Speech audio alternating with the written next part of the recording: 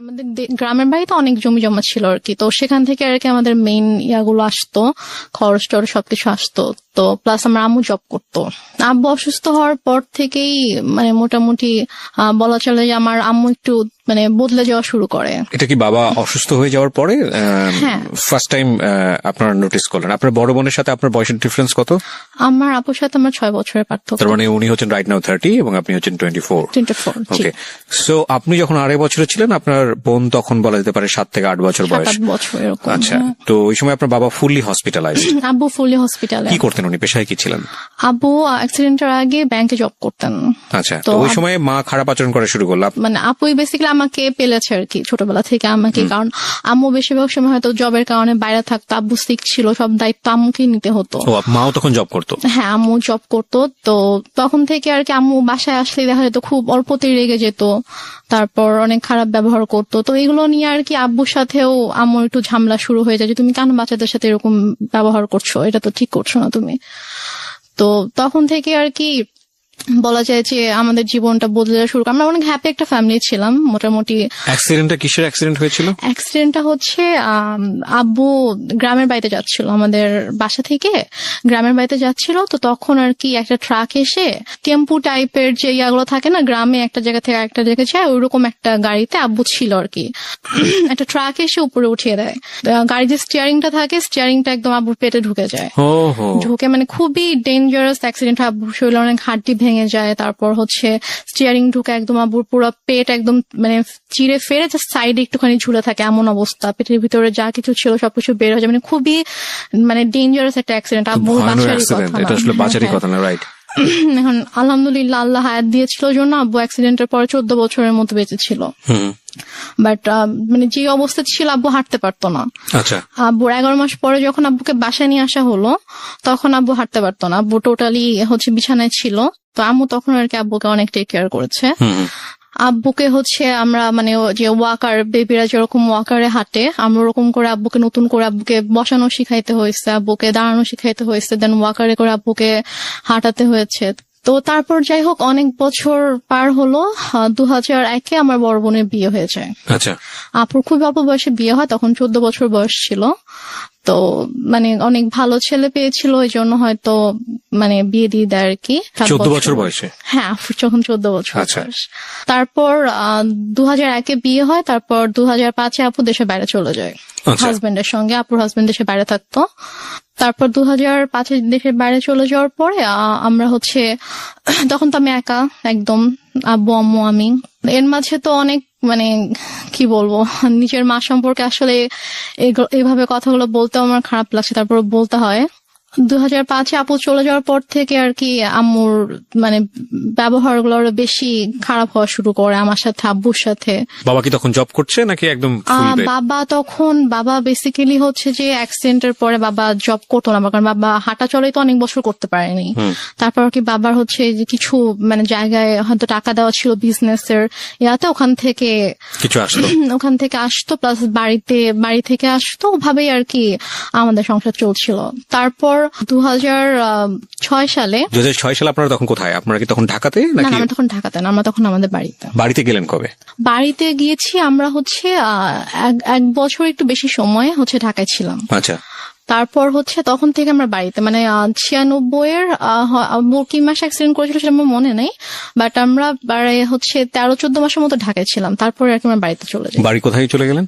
আমাদের বাড়ি তো সিরাজগঞ্জ চলে গেলেন। আচ্ছা, তো সিরাজগঞ্জ মানে হচ্ছে আপনার বাবার বাড়িতে চলে গেলেন? না, আমাদের আমরা যে বাসাটা তখন আমরা ভাড়া থাকতাম ওখানে। 1 বছর বাবার এখানে থেকে ট্রিটমেন্ট করাতে হয়েছে বাবাকে শুধুমাত্র? তারপর আমরা সিরাজগঞ্জে চলে যাই, তো ওখানে আমাদের বাসা ছিল, ওখানে আমরা যাই, গিয়ে ওখানে থাকি আর কি। আম্মু কিছুদিন পরে হচ্ছে জয়েন করে, আম্মু আগেও জব করতো, ওই সেম জবটাতে আম্মু আর কি জয়েন করে। আচ্ছা, আর আব্বু হচ্ছে ওই টুকটাক মানে বেশি তো হাঁটাচলা করা নিষেধ ছিল, বলেছিল যে যতটা সম্ভব রেস্ট নিতে। তো আব্বু এরকম মানে জবে আর যাওয়া হয়নি, তো টুকটাক বিজনেস করতে ভাবে চলতো আর কি আমাদের। তো তারপর হচ্ছে 2006 সালে একটা ঘটনা আমি দেখি আর কি, মানে আমি ঘুমাচ্ছিলাম, তো ঘুম থেকে উঠে আমি যখন আম্মুর বেডরুমের দিকে যখন আমি গেলাম, তো গিয়ে আর কি আমি খুবই আপত্তিজনক একটা আমি দেখি। সো তারপর থেকে আর কি আমার আম্মুর প্রতি আপনার বাবা কোথায় তখন? আমার আব্বু তখন বাইরে ছিল। বাইরে বলতে?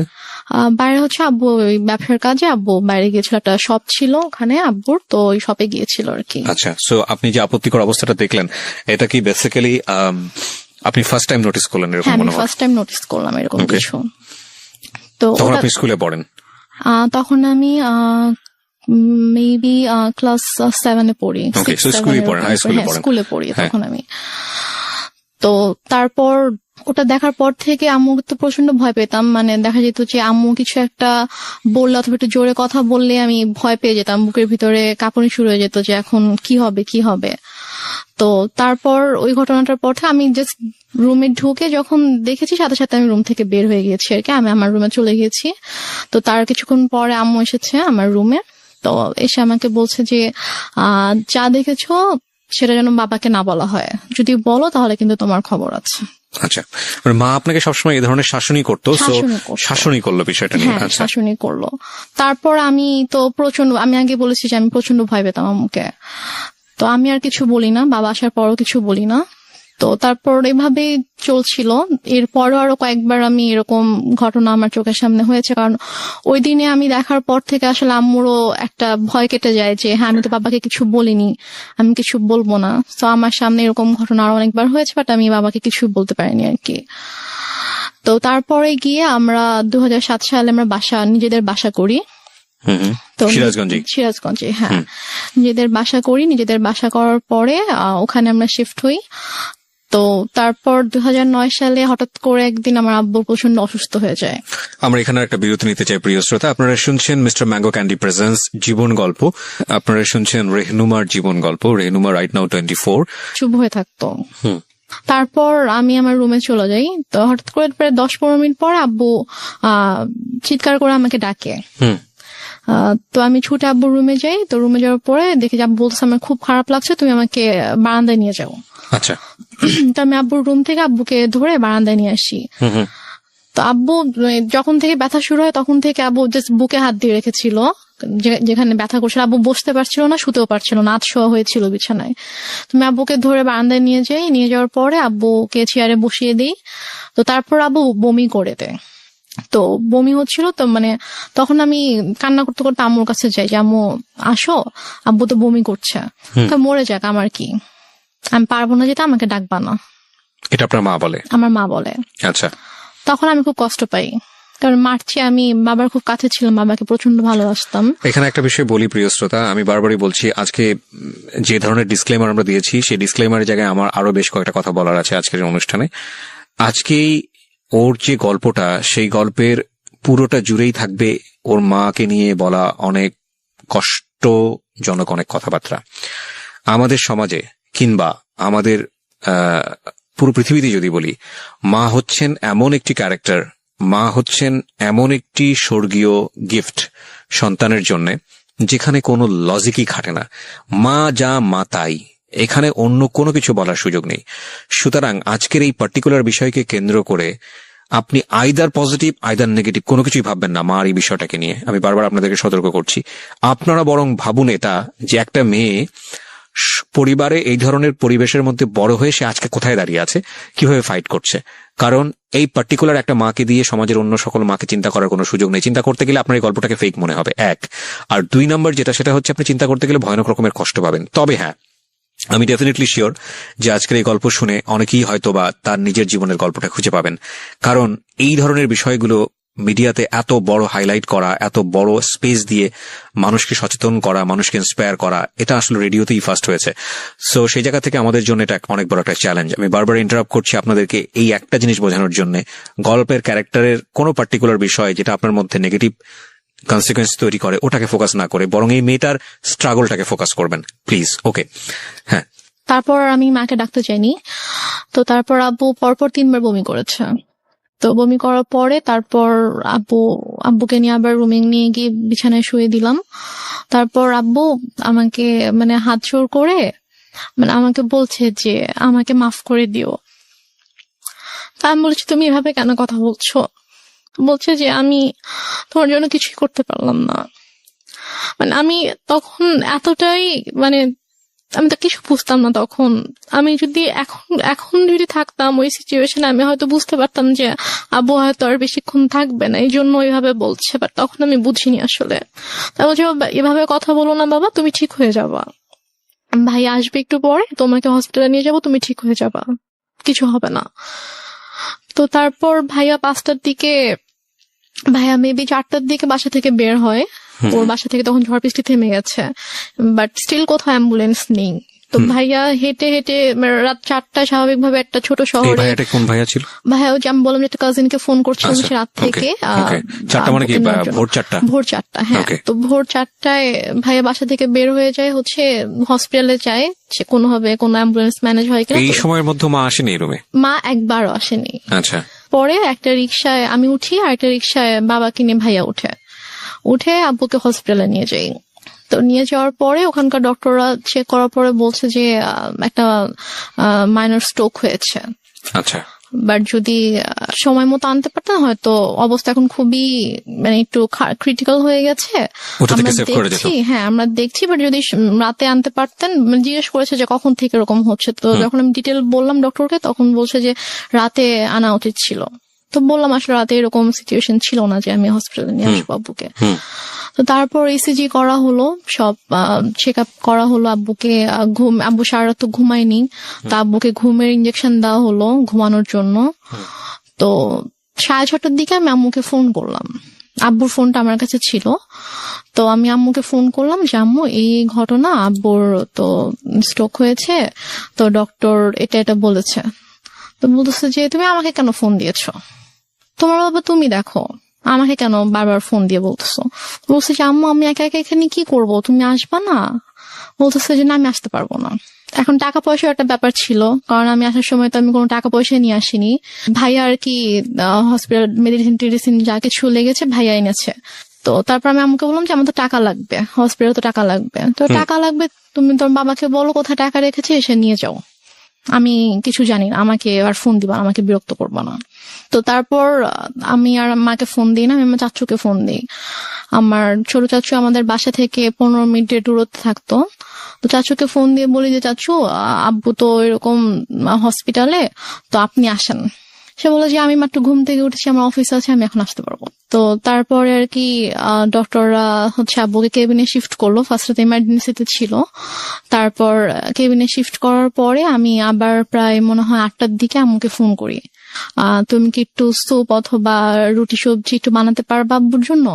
বলে কেন, আমি কেন বানাবো, তোমার দরকার থাকলে তুমি সে বানিয়ে নিয়ে যাও। কোন ক্লাসে পড়েন তখন আপনি? আমি তখন ক্লাস 9-এ পড়ি। ক্লাস 9-এ, ওকে। তো কি মনে করে আম্মু আবার প্রায় আধা ঘন্টা পরে ফোন দিয়েছে, ফোন দিয়ে বলছে যে একটু পরে তো বুয়া আসবে, তো বুয়া আসলে আমি বুয়াকে দিয়ে নাস্তা বানিয়ে পাঠিয়ে দিব। তো বললাম আচ্ছা ঠিক আছে। বুয়া আসছে পরে, হয়তো বুয়াকে দিয়ে নাস্তা বানিয়ে আম্মু নিজে এসেছে 9:30টার দিকে। এসে বলতেছে যে এই যে নাস্তা দিলাম, এখন আমি যাচ্ছি, আমাকে আর বিরক্ত করবা না, আমাকে আর ফোন দিবা না, কি করার তুমি করো, তোমার বাবার ড্রয়ারে টাকা আছে, ওখান থেকে নিয়ে তুমি খরচ করো, আমাকে বিরক্ত করো না তুমি। তারপর ডক্টর বললো যে আব্বুর মোটামুটি অবস্থা ভালো, মানে স্টিল কিন্তু স্যালাইন চলছে। তারপর বললো যে এখন মোটামুটি ভালো আছে। তো আরেকটা কথা বলে রেখে, হসপিটালটা ছিল হচ্ছে আমার চাচির ভাইয়ের আর কি। আচ্ছা। তো ওই আঙ্কেল এসে বললো যে সেই হিসেবে আব্বুর আর কি একটু এক্সট্রা কেয়ার হচ্ছিল।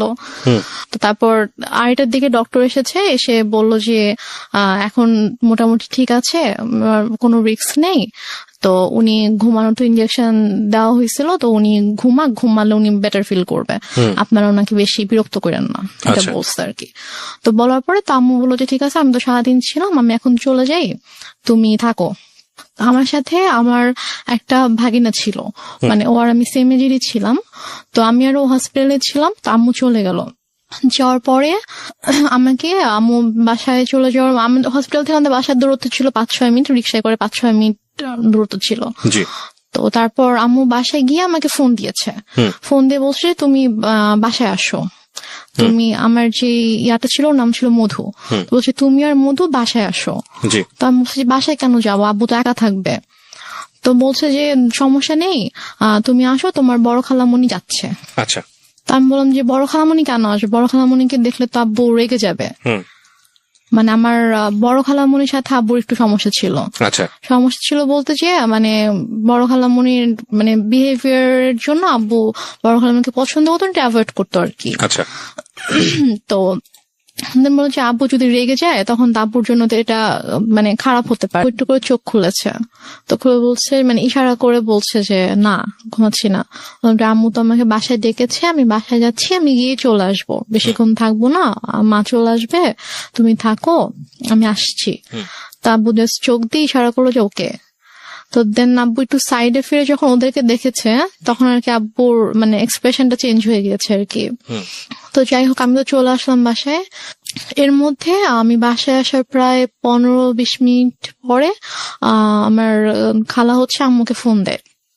ফোন দিয়ে বলে যে ভাইয়ের অবস্থা ভালো না, তুই তাড়াতাড়ি আয়। তা আমি শুনে বলতেছি যে আমি তো মাত্র দেখে আসলাম যে আব্বু চুপচাপ শুয়েছিল, আর ডক্টরও বলে গিয়েছে যে এখন ঠিক আছে, তো হঠাৎ করে কেন অসুস্থ হয়ে গেল? বলছি আমি জানি না, ঠিক আছে আমি গিয়ে দেখছি। তা আমি বললাম যে আমিও যাব, তোকে যেতে হবে না, তুই ফ্রেশ হয়ে খেয়ে দে তারপর আয়। ওকে।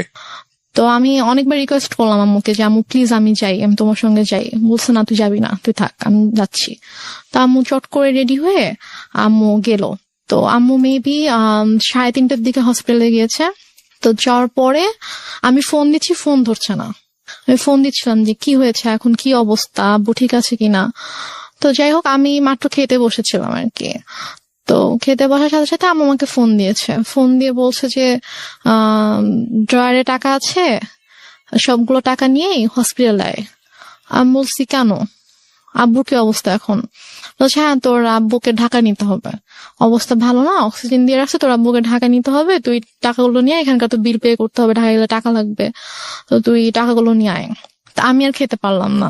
আমার ভিতরে এত অস্থিরতা শুরু হয়েছে যে আমি কান্না শুরু করে দিয়েছি, যে আমার কেমন ওখানে প্রচন্ড খারাপ লাগছিল।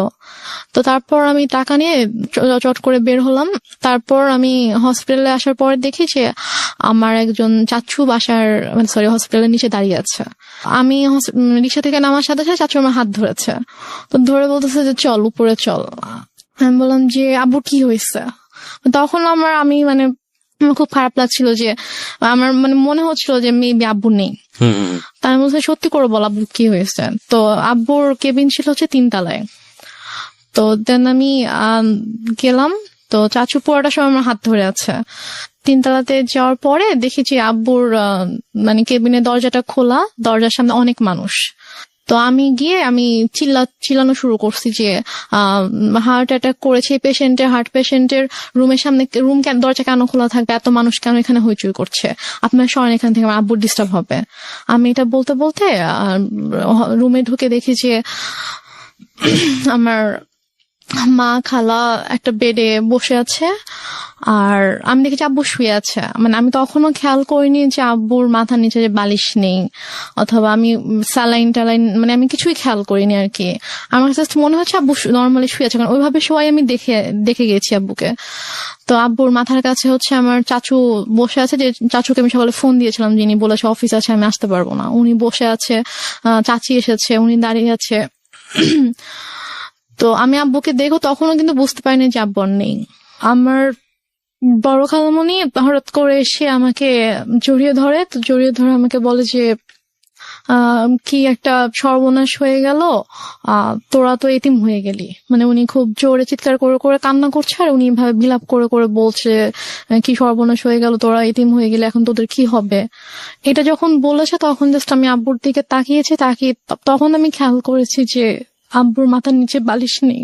তো আমি আর আমার আব্বু মানে মৃত মানুষকে ভয় পেতাম আর কি। মানে লাইক আমাদের আশেপাশে বাসায় যদি কেউ মারা যেত, আমার আব্বু ওই বাসার সামনে দিয়ে 40 দিন যেতাম না। মানে আমাদের একটা ধারণা ছিল যে মানুষ মরে গেলে ভূত হয়ে যায়, তারা এসে ভয় দেখাবে। মানে আব্বুর ওই ভীতিটা ছিল, আমারও ওই ভীতিটা ছিল। আমরা ওই দিক দিয়ে না গিয়ে অনেকখানি ঘুরে যেতাম। তো বাট তখন আমার মধ্যে কোনো ওই ভয়টা অথবা ওরকম কিছুই নেই। আমি আব্বুর কাছে গিয়ে আমি আব্বুকে এভাবে ধাক্কা দিচ্ছিলাম যে আব্বু কি হয়েছে তোমার, তুমি উঠো তুমি। তো আমার অনেকে এসেছিল তখন, আমার চাচি গিয়ে আমাকে ধরলো, আমার আরেকটা ভাই এসে আমাকে ধরলো, তো আমি ভাইয়াকে ধরে চিৎকার করে করে কান্না করছিলাম। বাট আমার আম্মুর একটু কান্না করেনি, আমার আম্মু চুপ হয়ে বসে আমাকে বলতেছে যে এভাবে কান্না করার কি আছে। Are you sure? আমাকে বলতেছে, আমি যখন আমাকে বসাই দিছে আম্মুর পাশে, আমাকে বসাই দিছে আমার ভাইয়া, তো বলতেছে যে এভাবে কান্না করতেছো কেন, এভাবে কান্না করার কি আছে, টাকা আনছো টাকা দাও। আমি জাস্ট অবাক হয়ে তাকিয়েছিলাম যে মানে সামনের বেডে আব্বু এভাবে পড়ে আছে আর সে আমার সাথে এভাবে কথা বলছে। তারপর আমি অনেকক্ষণ চুপ করে বসেছিলাম। আমার সাথে ব্যাগ ছিল, নিজেই আম্মু ব্যাগটা নিল, নিয়ে যে ভাইয়াটা সকালে আব্বুকে হসপিটালে নিয়ে আসছে ওকে বললো যে যা গিয়ে বিল পে করে হসপিটালে ঝামেলা শেষ করে একটা অ্যাম্বুলেন্স ঠিক কর, নিয়ে যেতে হবে।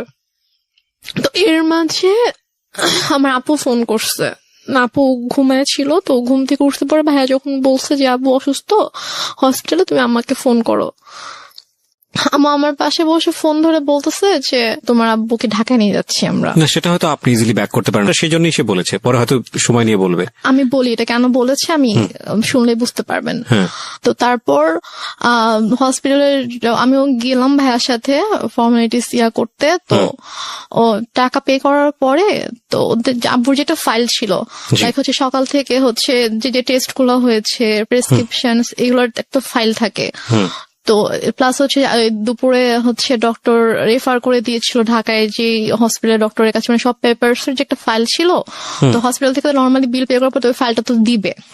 তো ভাইয়া যখন জিজ্ঞেস করেছে যে ফাইল কোথায়, তখন বলছে যে ফাইল তো এসে নিয়ে গিয়েছে। তো বলছে যে ফাইল কে নিয়ে গিয়েছে, আমরা তো কেউ ফাইল নেইনি। তো বলেছে যে ডক্টর যখন রুমে গিয়েছে, অক্সিজেন যখন দেওয়া হয়েছে পেশেন্টকে, তখন আপনাদের একজন রিলেটিভ এসেছিল, এসে বলেছে যে অমুক কেবিনের অমুকের ফাইলটা ডক্টর চেয়েছে, আমরা তো দিয়ে দিয়েছি। তো উপরে গিয়ে ভাইয়া সবাইকে জিজ্ঞেস করলো ওখানে যারা যারা ছিল, তো সবাই বলতেছে যে না আমি তো নেইনি। তো ফাইলটা যাই হোক পাওয়া গেল না। তারপর অ্যাম্বুলেন্সে করে আব্বুকে আমাদের বাসায় নিয়ে আসা হলো। তো বাসায় নিয়ে আসার সাথে সাথে দেখি যে আম্মু ওদিকে ফোন টোন দিয়ে সব অ্যারেঞ্জমেন্ট করে ফেলেছে যে মানে যত তাড়াতাড়ি পসিবল মাটি দিতে হবে। বাট আপু যখন দেশের বাইরে চলে যায়, তখন আপু এভাবে বলে যায় যে মানে যদি কখনো মানে আব্বু হোক আম্মু হোক কেউ যদি মারা যায়, তাকে রেখে দিবা আমি না আসা পর্যন্ত, আমি আসবো দেখবো তারপর মাটি হবে। আপু এটা বলে গিয়েছিল। তো আপুর শ্বশুর বাড়িতে যখন জানানো হয় যে আব্বু মারা গেছে, তখন বলে যে ঠিক আছে আমরা আসছি, আপনারা ওখানে সবকিছু ঠিকঠাক করেন, ওনাকে গোসল করেন, তারপর আমরা ঢাকায় নিয়ে এসে ওনাকে মানে আপু শ্বশুর বাড়িতেও এটা জানতো, আপু শ্বশুর বাড়িতেও সেম কথাটাই বলেছে, মানে শ্বশুর শাশুড়ি ছিল তো ওদের বলেছে যে মানে যারই কিছু হোক না কেন আমাদেরকে ছাড়া কিন্তু আপনারা মাটি দিবেন না, আমরা দেখবো। তো ওইভাবে আপুর শ্বশুরও ফোন দিয়ে বলে যে ঠিক আছে ভাইজানকে নিয়ে আসতে হবে ঢাকায়, নিয়ে এসে আমি ব্যবস্থা করছি, এখানে বারডেমে সম্ভবত ছিল হিমাগার আছে, তো ওখানে বলো যে ওখানে রাখবো, আমি সব ব্যবস্থা করে আমি আসছি। বলছে না আপনাদের আসতে হবে না, যত তাড়াতাড়ি পসিবল মাটি দিয়ে দিব, মৃত্যু বৃষ্টি আত্মা হচ্ছে কষ্ট পাবে, বেশিক্ষণ রাখা যাবে না। তো বলতেছে যে না, মানে আপুর কথা বলছে যে বৌমা তো বলে গেছে, তা আমাকেও বলে গেছে, তো আমি তো এটা পারবো না, আমি বৌমাকে কি জবাব দিব আপনি যদি মাটি দিয়ে দেন। সে বলতেছে না আপনাদেরও কষ্ট করে, এখন সন্ধ্যা হয়ে গেছে, আপনাদেরও এখন কষ্ট করে আসতে হবে না, আর আপনারা আসলে আসেন, বাট আপনারা আসার আগে আগে মাটি দিয়ে দিব। মানে আম্মু পুরো ক্রেজি হয়ে গিয়েছে মাটি দেওয়ার জন্য। তো আমার চাচুরা ফোন দিয়ে বলতেছে যে আমার একটা চাচা গ্রামের বাড়িতে থাকে, তো আমার চাচা ফোন দিয়ে বলতেছে যে তুমি এখানে নিয়ে আসো, আমাদের পারিবারিক কবরস্থানে মাটি হবে। সে বলতেছে না আমি ওখানে নিব না, ওর এখানেই মাটি হবে। তো এগুলো নিয়ে আম্মু খুবই মানে রীতিমতো ঝগড়া করতেছে অনেক। আম্মু কিন্তু স্টিল মানে এক ফোঁটাও কান্না করেনি, একটুও কান্না করেনি। তো সে আমার চাচার সাথে ফোনে ঝগড়া করতেছে যে না আমি এখানে মাটি দিব, আপনাদের যদি দেখতে ইচ্ছা করে আপনারা এখানে আসেন, এসে দেখে যান। কোনোভাবে রাজি করাতে পারতেছে না যে না পারিবারিক অবস্থানে তার মাটিটা হবে। ওইদিকে আপু বারবার ফোন করে বলতেছে যে তুমি একটু আব্বুর সাথে কথা বলায় দাও। তো বলছে এখন তো কথা বলতে পারবে না, এখন তো হচ্ছে যে কি অক্সিজেন দিয়ে রাখছে এটা সেটা এগুলো বলতেছে। তো বলছে যে ও আপুকে বলছে যে আমি এখন অ্যাম্বুলেন্সে। তো বলছে ঠিক আছে, আব্বু কথা বলতে না পারলেও সমস্যা নেই, তুমি আব্বুর কানের কাছে ফোনটা নাও, আমি আব্বুর সাথে কথা বলে আব্বু বেটার ফিল করবে, আব্বুর ভালো লাগবে আমার ভয়েস শুনলে। সে বলতেছে না এখন না, আমি হসপিটালে যাই, তোমার সাথে কথা বলে দিব। তো এভাবে ওদিকে আপুকে এভাবে হ্যান্ডেল করতেছে, তারপর হচ্ছে আমার চাচার সাথে ঝগড়া করতেছে এবং মাটি দেওয়ার জন্য খুবই পাগল হয়ে গেছে। মানে আপনার কথা অনুযায়ী যদি আপনি সবকিছু মেনে নেই তাহলে বলতে হবে যে সে এককভাবে সিদ্ধান্ত নিচ্ছে, একটা স্বেচ্ছাচারী আচরণ যেটাকে বলে। সে কারো কথাই শুনছে না। লাইক একজন মহিলার যে হাজবেন্ড মারা গেলে তার যেরকম বিহেভিয়ার থাকা উচিত ওরকম কিছু ছিল না আমার মাঝে। অনেক বেশি ডেসপারেট ছিল to establish her decision. Yeah exactly. Okay. তো তারপর সবাই বুঝায় যে এরকম করার কিছু নেই, আপনি একটু শান্ত হন, যেহেতু তার বাবা মা ভাই সবার কবর ওখানে, সো ওনার ভাইরাও চাচ্ছে, ওনাদের কথাটা আপনাকে মানতে হবে। তো সবাই বুঝানোর পরে গিয়ে উনি আর কি বলে আচ্ছা ঠিক আছে। দেন আব্বুকে গোসল করানো হয়, করানোর পরে রাত 8টার দিকে সম্ভবত অথবা 8টার পরে আব্বুকে একটা ট্রাক নিয়ে আসা হয়। মানে আমাদের বাসা থেকে আমার দাদুর যে গ্রাম 1 ঘন্টার দূরত্ব ছিল আর কি। তো ওখানে তারপর আমরা যাওয়ার জন্য মাইক্রো ট্রাক সবকিছু অ্যারেঞ্জ করা হয়। তো আমি বলি যে আমি যাবো, বলেন তোমাকে যেতে হবে না, আমাকে বাসায় রাখে। আর বাসায় আমার ছোট খালামুনি ছিল, আরো কে ছিল, তো ওদের কাছে আমাকে রেখে যায়। রেখে আম্মু চলে যায় ওদের সাথে গ্রামের বাড়িতে মাটি দেওয়ার জন্য। আচ্ছা। মাটি দিয়ে রাতের 12:30 পৌনে 1টার দিকে চলে আসে, সবাই আবার ব্যাক করে আর কি। স্টিল আপুর সাথে সে কথা বলতেছে যে বাবা বেঁচে আছে, বাবা হসপিটালে। আপু বারবার ফোন দিয়ে বলছে যে কথা বলায় দাও। সে মানে বলাচ্ছেন আর কি।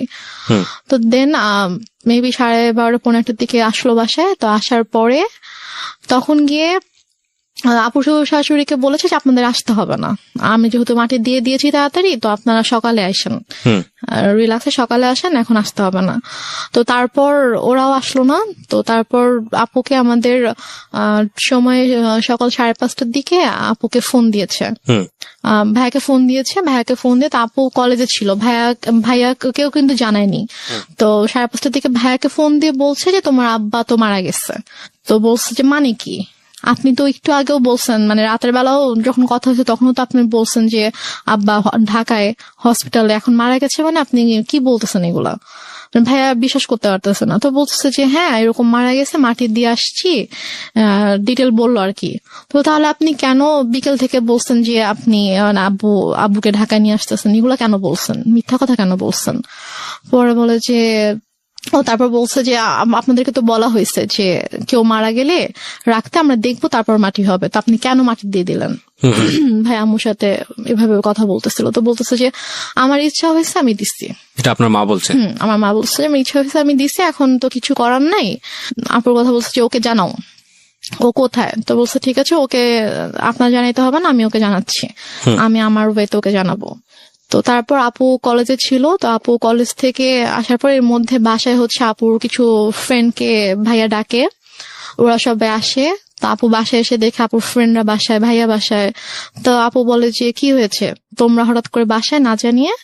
তো বলে আসলাম আর কি। তো ওরা অনেক খাবার টাবার রান্না করে আনছে, তো আনার পর আপুকে খাওয়াইছে।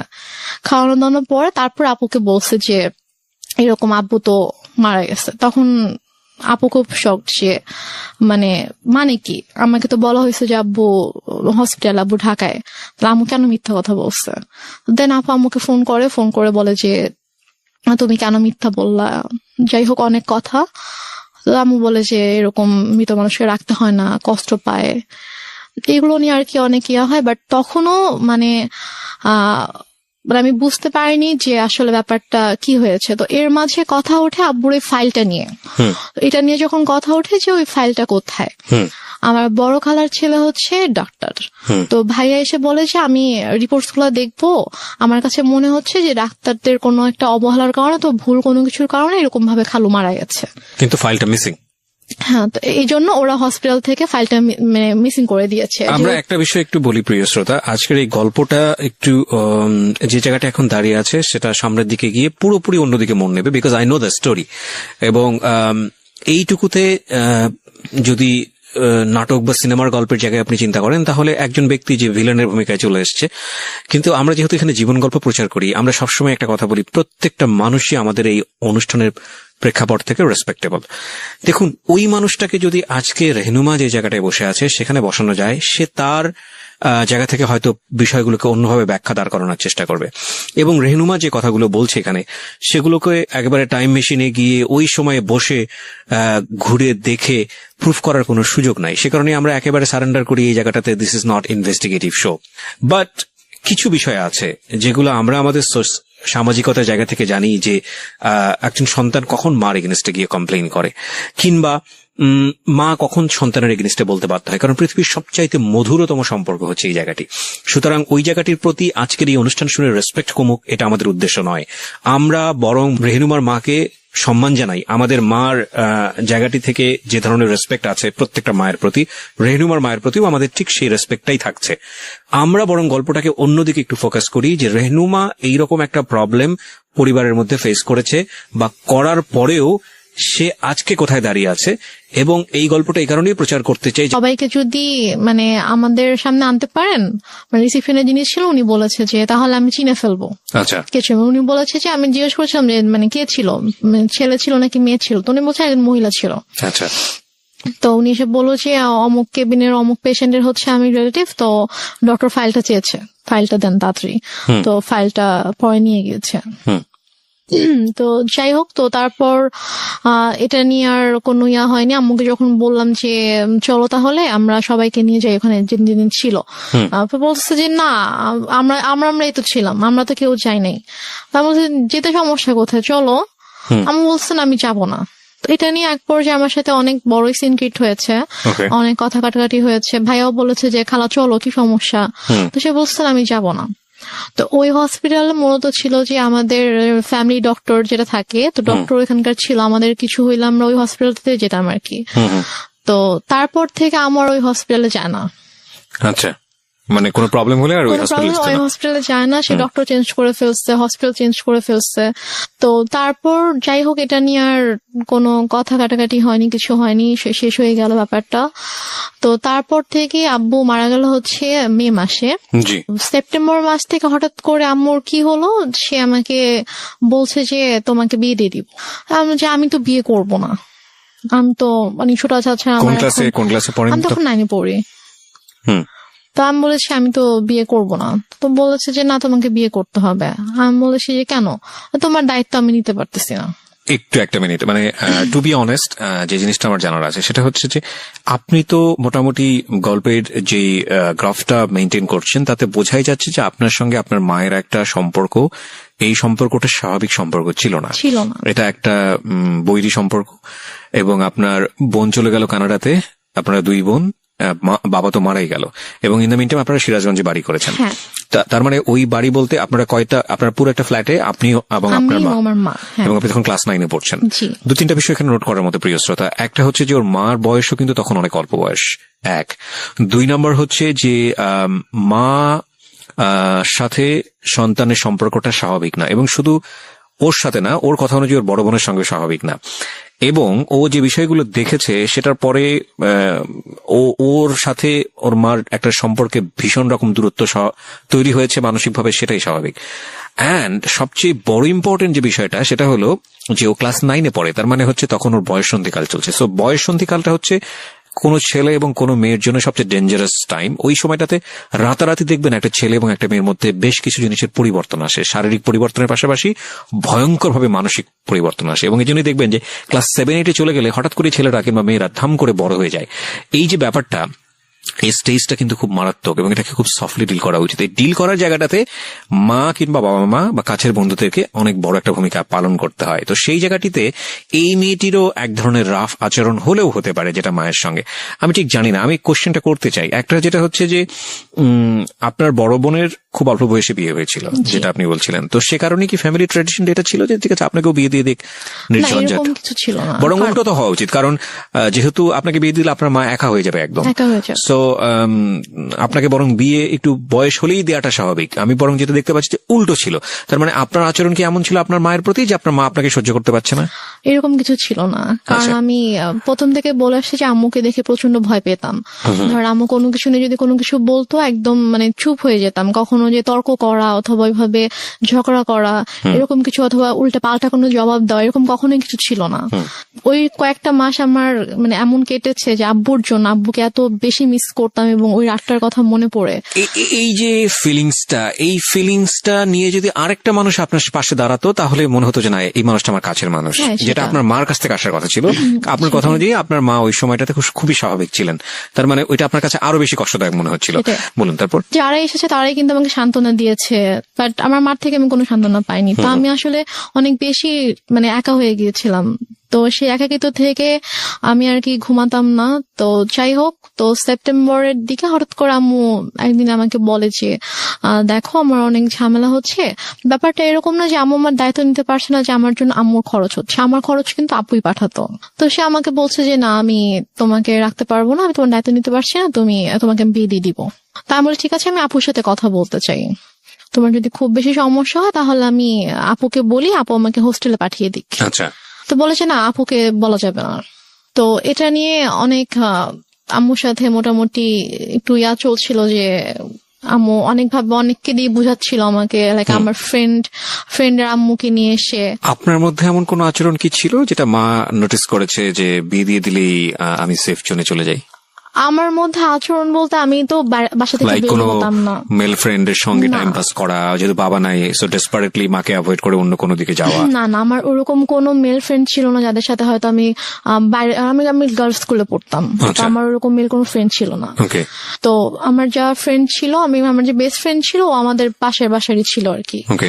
ও আরেকটা কথা বলি যে আমরা যে এলাকাটায় বাসা করেছিলাম ওইখানে আমার জন্ম হয়। মানে আমার যখন জন্ম হয় তখন আমরা ওই এলাকাতেই থাকতাম, বাট ভাড়া থাকতাম। তো পরবর্তীতে গিয়ে আমরা ওখানে বাসা করেছিলাম। জি। তো আমার যে ছোটবেলার বন্ধুগুলো ছিল তো ওরা ওখানকারই ছিল।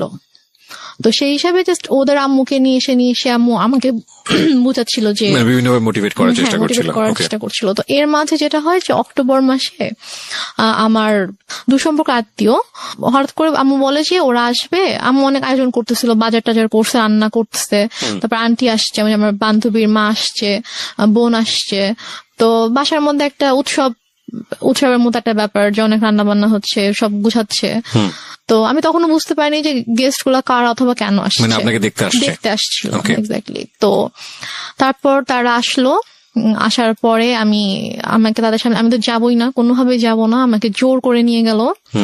তো নিয়ে যাওয়ার পরে তা আমি গিয়ে যখন দেখলাম যে কে ছেলে, কারণ আমি হচ্ছে আমাদের বললাম যে দুঃসম্পর্ক আত্মীয় ছিল, তো আমি ছেলের বড় ভাইকে চিনতাম, আমাকে মামা বলে রাখতাম। জি। তো তারই ভাই, সে সিঙ্গাপুরে থাকতো এবং সে অনেক টাকা পয়সার মালিক ছিল।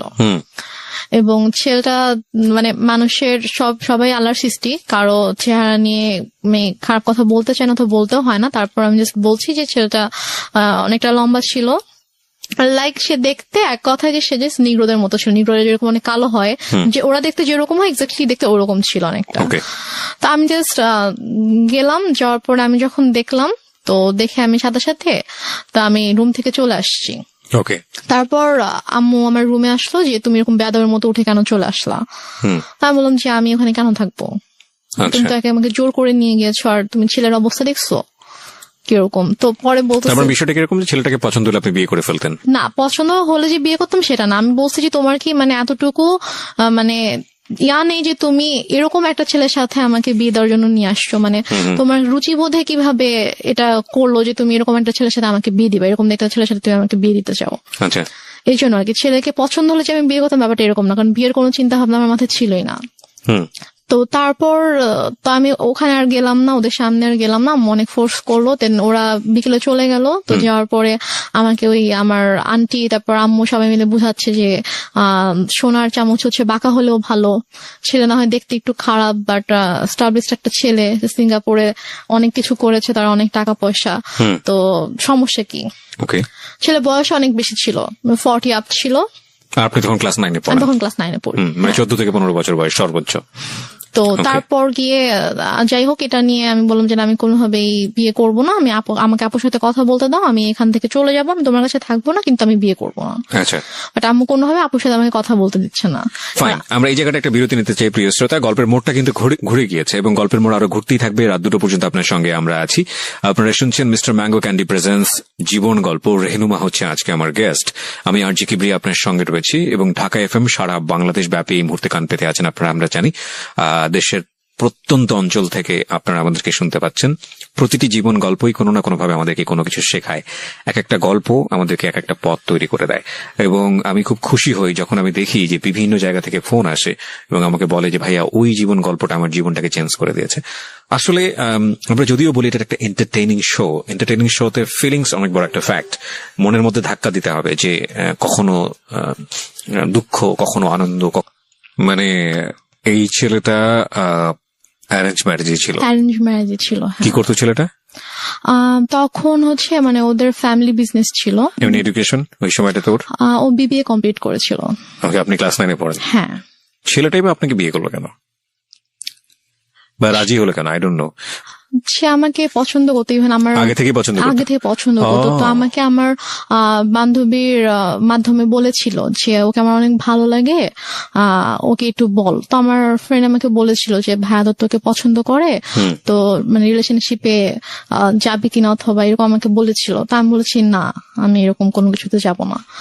তো তারপর আর কি সে এবং মানে মাঝে মাঝে হয়তো আমার ফ্রেন্ডের ফোনের মাধ্যমে তার সাথে আমার কয়েকবার কথা হয়েছিল যে আবু মারা যাওয়ার পরে আর কি, যে ভাইয়া তোর সাথে কথা বলতে চেয়েছে। তো তারপর কথা হয়েছে, তো সে আমাকে অনেক পছন্দ করতো। আমারও ভালো লাগতো, আমারও যে ভালো লাগতো না সেটা না, কিন্তু আমি আসলে এরকম ভাবে কোনো রিলেশনে যাওয়ানোর মতো অবস্থা ছিলাম না আর কি। তো যাই হোক, নভেম্বরের 28 তারিখে আমার বিয়ে হয়ে যায়। তারপর আমি ঢাকায় চলে আসি, ওরা সবাই ঢাকায় থাকতো। হাজবেন্ডের নাম কি ছিল? ওর নাম ছিল শাহেদ। তো তারপরে আমরা ঢাকায় চলে আসার পরে আর কি আমি ওদের ফ্যামিলি সবাই ছোট ছিলাম। মানে হচ্ছে ওর যে বড় বোনের, ওরা 3 ভাই 2 বোন ছিল, তো ওর বড় বোনের যে মেয়ে ও আমার বড় ছিল। মানে আমাদের বাসা সবার ছোট, সেই হিসাবে আমাকে সবাই খুব আদর করতো। তো ওরা মোটামুটি জয়েন্ট ফ্যামিলি ছিল, মানে বাবা মা, ওর বড় ভাই ভাবি, তাদের বেবি প্লাস ও আমি, আমরা। তো ফার্স্টে আমি ও বাসায় আসার পরে ওর ভাই যেটা করে যে ওর মা একটু অন্যরকম ছিল। মানে ফার্স্টে এসে আমাকে ওইভাবে অ্যাকসেপ্ট করতে পারেনি যে ছেলের পছন্দে বিয়ে করেছে। মানে ছেলে মানে উনি আর কি বিয়ের একটু বিপক্ষে ছিল, যে উনি চায়নি যে ও আমাকে বিয়ে করুক, যে তুমি এমনি হুটহাট করে একটা মেয়েকে কিভাবে বিয়ে করতে চাও, তুমি বিয়ে করো না। তো বারো বলেছেন আমি বিয়ে করবো, আমার মেয়েটাকে ভালো লাগে, আমি বিয়ে করবো। তো এই জন্য আর কি উনি একটু আমার সাথে একটু অন্যরকম ছিল। তো তারপর যেটা হয় সেটা হচ্ছে যে ওর সবার ডিসিশন অনুযায়ী যে তোমরা কিছুদিন আলাদা থাকো। আলাদা থাকার পরে মাঝে মাঝে আম্মুর সাথে ওর দেখা হোক, ওর সম্পর্কটা একটু ইজি হোক, তারপরে তোমরা এসো। বাট প্রথমে যদি দেখো তোমরা এখানে কন্টিনিউয়াসলি থাকতে থাকো, তখন দেখা যাবে যে হয়তো আম্মা ওকে এখন একটু নিতে পারতেছে না ওইভাবে মেন্টালি, তো ওর সাথে হয়তো কোনো একটা মিসবিহেভ করে ফেললো, সেটা হয়তো খারাপ হবে। তো তোমরা আলাদা থাকো, তারপরে মাঝে মাঝে আসবা, আমরা যাব, তারপর ঠিক হয়ে গেলে তখন চলে এসো এখানে। তো ওদের বাসা থেকে 2-3টা রোড পরে আর কি আমাদের জন্য একটা বাসা ঠিক করে। তো সে বাসাটায় আমরা ওখানে 2 মাসের মতো ছিলাম, প্রায় 2 মাসের মতো ছিলাম। তো এর মাঝে ওর আব্বু অনেকবার এসেছে আমাদের বাসায়, তারপর আমরাও যেতাম ওখানে। তো দেখা যায় ওনার সাথে আমি শপিং এ যেতাম, আম্মুর সাথে, শাশুড়ি মায়ের সাথে। তো ওনার সাথে আমার মোটামুটি ভালো একটা সম্পর্ক হয়ে যায় আর কি। তারপর উনি বলে ঠিক আছে তোমরা বাসায় চলে আসো। তারপর আমরা বাসায় চলে আসি সম্ভবত জানুয়ারি শেষের দিকে। তো বাসায় চলে আসার পরে তার মোটামুটি ভালোই কাটছিল। ওদের বাসার সবাই আমাকে খুব আদর করতো, যে আমি সবার ছোট ছিলাম, অনেক আদরের ছিলাম সবার। তারপর এর মাঝে যেটা হয় সেটা হচ্ছে যে আম্মু হঠাৎ করে প্রবলেম ক্রিয়েট করতে থাকে। প্রবলেম আমার আম্মু প্রবলেম ক্রিয়েট করতে থাকে বলতে যে আমাকে ফোন করতো অথবা আমার হাজবেন্ডকে ফোন করতো, ফোন করে হয়তো চিল্লাফাল্লা করতেছে, আসো তুমি, আসতেছো না কেন, আমাকে বারবার ডাকতো। তো আমি বলছি, ঠিক আছে আমি তো আসবো, সমস্যা নেই আমরা আসবো। তো আমরা এর মাঝে গিয়ে একবার ঘুরেও এসেছিলাম। আচ্ছা, তো সিরাজগঞ্জ থেকে ঘুরে এসেছিলাম। তো তারপরে সে হঠাৎ করে একদিন বলতেছে যে তুমি একবারে চলে আসো। বলছি আমি একবারে কেন চলে আসবো? বলতেছে যে না, এই ছেলের সাথে তোমার থাকতে হবে না। আমি বলছি যে মানি কি, আমি এই ছেলের সাথে কেন থাকবো না, কি হয়েছে? বলছে যে না, তুমি চলে আসো, আমি এই ছেলের সাথে সংসার করতে দিব না, তোমার ডিভোর্স করাই দিব। তুমি আসো, তুমি আসবা, পড়াশোনা করবা ঠিক মতো, আমার কাছে থাকবা, তুমি আসো। মানে হঠাৎ করে এই ধরনের কথা কেন হঠাৎ করে। আচ্ছা, তা আমি তখন বললাম যে আম্মু, তুমি নিজেই তো আমাকে বিয়ে দিয়েছো, তুমি নিজেই তো রাখতে চাওনি আমাকে, তাহলে এখন যেহেতু আমার একজনের সাথে বিয়ে হয়েছে, আমি এখানে সাথে একটা ফ্যামিলির সাথে আমি অ্যাড হয়েছি, এবং তার সাথে আমার ধীরে ধীরে ওরকম ভালো একটা বন্ডিং তৈরি হয়ে গিয়েছে, ওর ফ্যামিলি সবার সাথে আমার একটা ভালো বন্ডিং তৈরি হয়ে গেছে, এখন তো তুমি এটা বলতে পারো না। তো সে আমাকে নানাভাবে ফোর্স করতে থাকে। তো সে এর মাঝে সে যেটা করে, সে সিরাজগঞ্জ থেকে ঢাকায় আসে। তো ঢাকায় এসে সে আমার শ্বশুর বাড়িতে অনেক হাঙ্গামা ক্রিয়েট করে ফেলে। লাইক সে এসে চিল্লি করতেছে যে আমার মেয়েকে আমি নিয়ে যাব, তোমরা কেন আটকায় রাখছো, তোমরা আমার মেয়ের ব্রেন ওয়াশ করছো, আমার মেয়েকে নিয়ে যেতে দাও, আমার ছোট মেয়ে, বাচ্চা মেয়ে, আমি ওকে তোমাদের কাছে রাখবো না, এগুলো বলতে থাকে। আমি তো যাব না, আমাকে অনেক ফোর্স করতে থাকে, তুই চল। আমার হাত ধরে টেনে বাসা থেকেও বের করে নিয়ে যায়, দরজা খুলে আমাকে বাইরেও বের করে নিয়ে যায় যে তুই চল, তোকে আমি এখানে থাকতে দিব না। তারপর গিয়ে আমার শাশুড়ি, তারপর আমার যা, ওরা গিয়ে আর কি আমাকে নিয়ে আসে যে আন্টি এরকম করেন না, আর বসেন শান্তভাবে আমরা কথা বলি। তো সে কোনোভাবে শান্ত হয় না, সে জাস্ট একটাই কথা, আমার মেয়েকে আমি রাখবো না। তারপর সে বলে যে আমরা তো ওকে যেতে দিব না। তো সে অনেক তর্কাতর্কির পরে সে রাগ করে বাসা থেকে বের হয়ে যায়। বেরোর সময় বলে যায় যে এনি হাও আমি আমার মেয়েকে নিয়ে যাব। দেখো, একটা কথা বলি রেহনুমা, আমি তুমি করে বলে ফেললাম, কারণ তুমি আমার বয়সে অনেক জুনিয়র হবা। একটা যেটা হচ্ছে যে গল্প না বিশ্বাস করার জন্য একটা মজবুত ভিত্তির প্রয়োজন হয়। একটা হচ্ছে যে তোমার মা নিজেই ইন্সপায়ার হয়ে বিয়ে দিচ্ছে। বিয়ের কয় মাসের পরের এই ঘটনা? বিয়ের হচ্ছে 3 মাস পর। বিয়ের 3 মাসের মধ্যে এমন কি ঘটলো যে সেখান থেকে আবার তোমাকে নিয়ে আসতে চাচ্ছে? আমি গল্পটা তো বিশ্বাস করতে হবে সামহাও।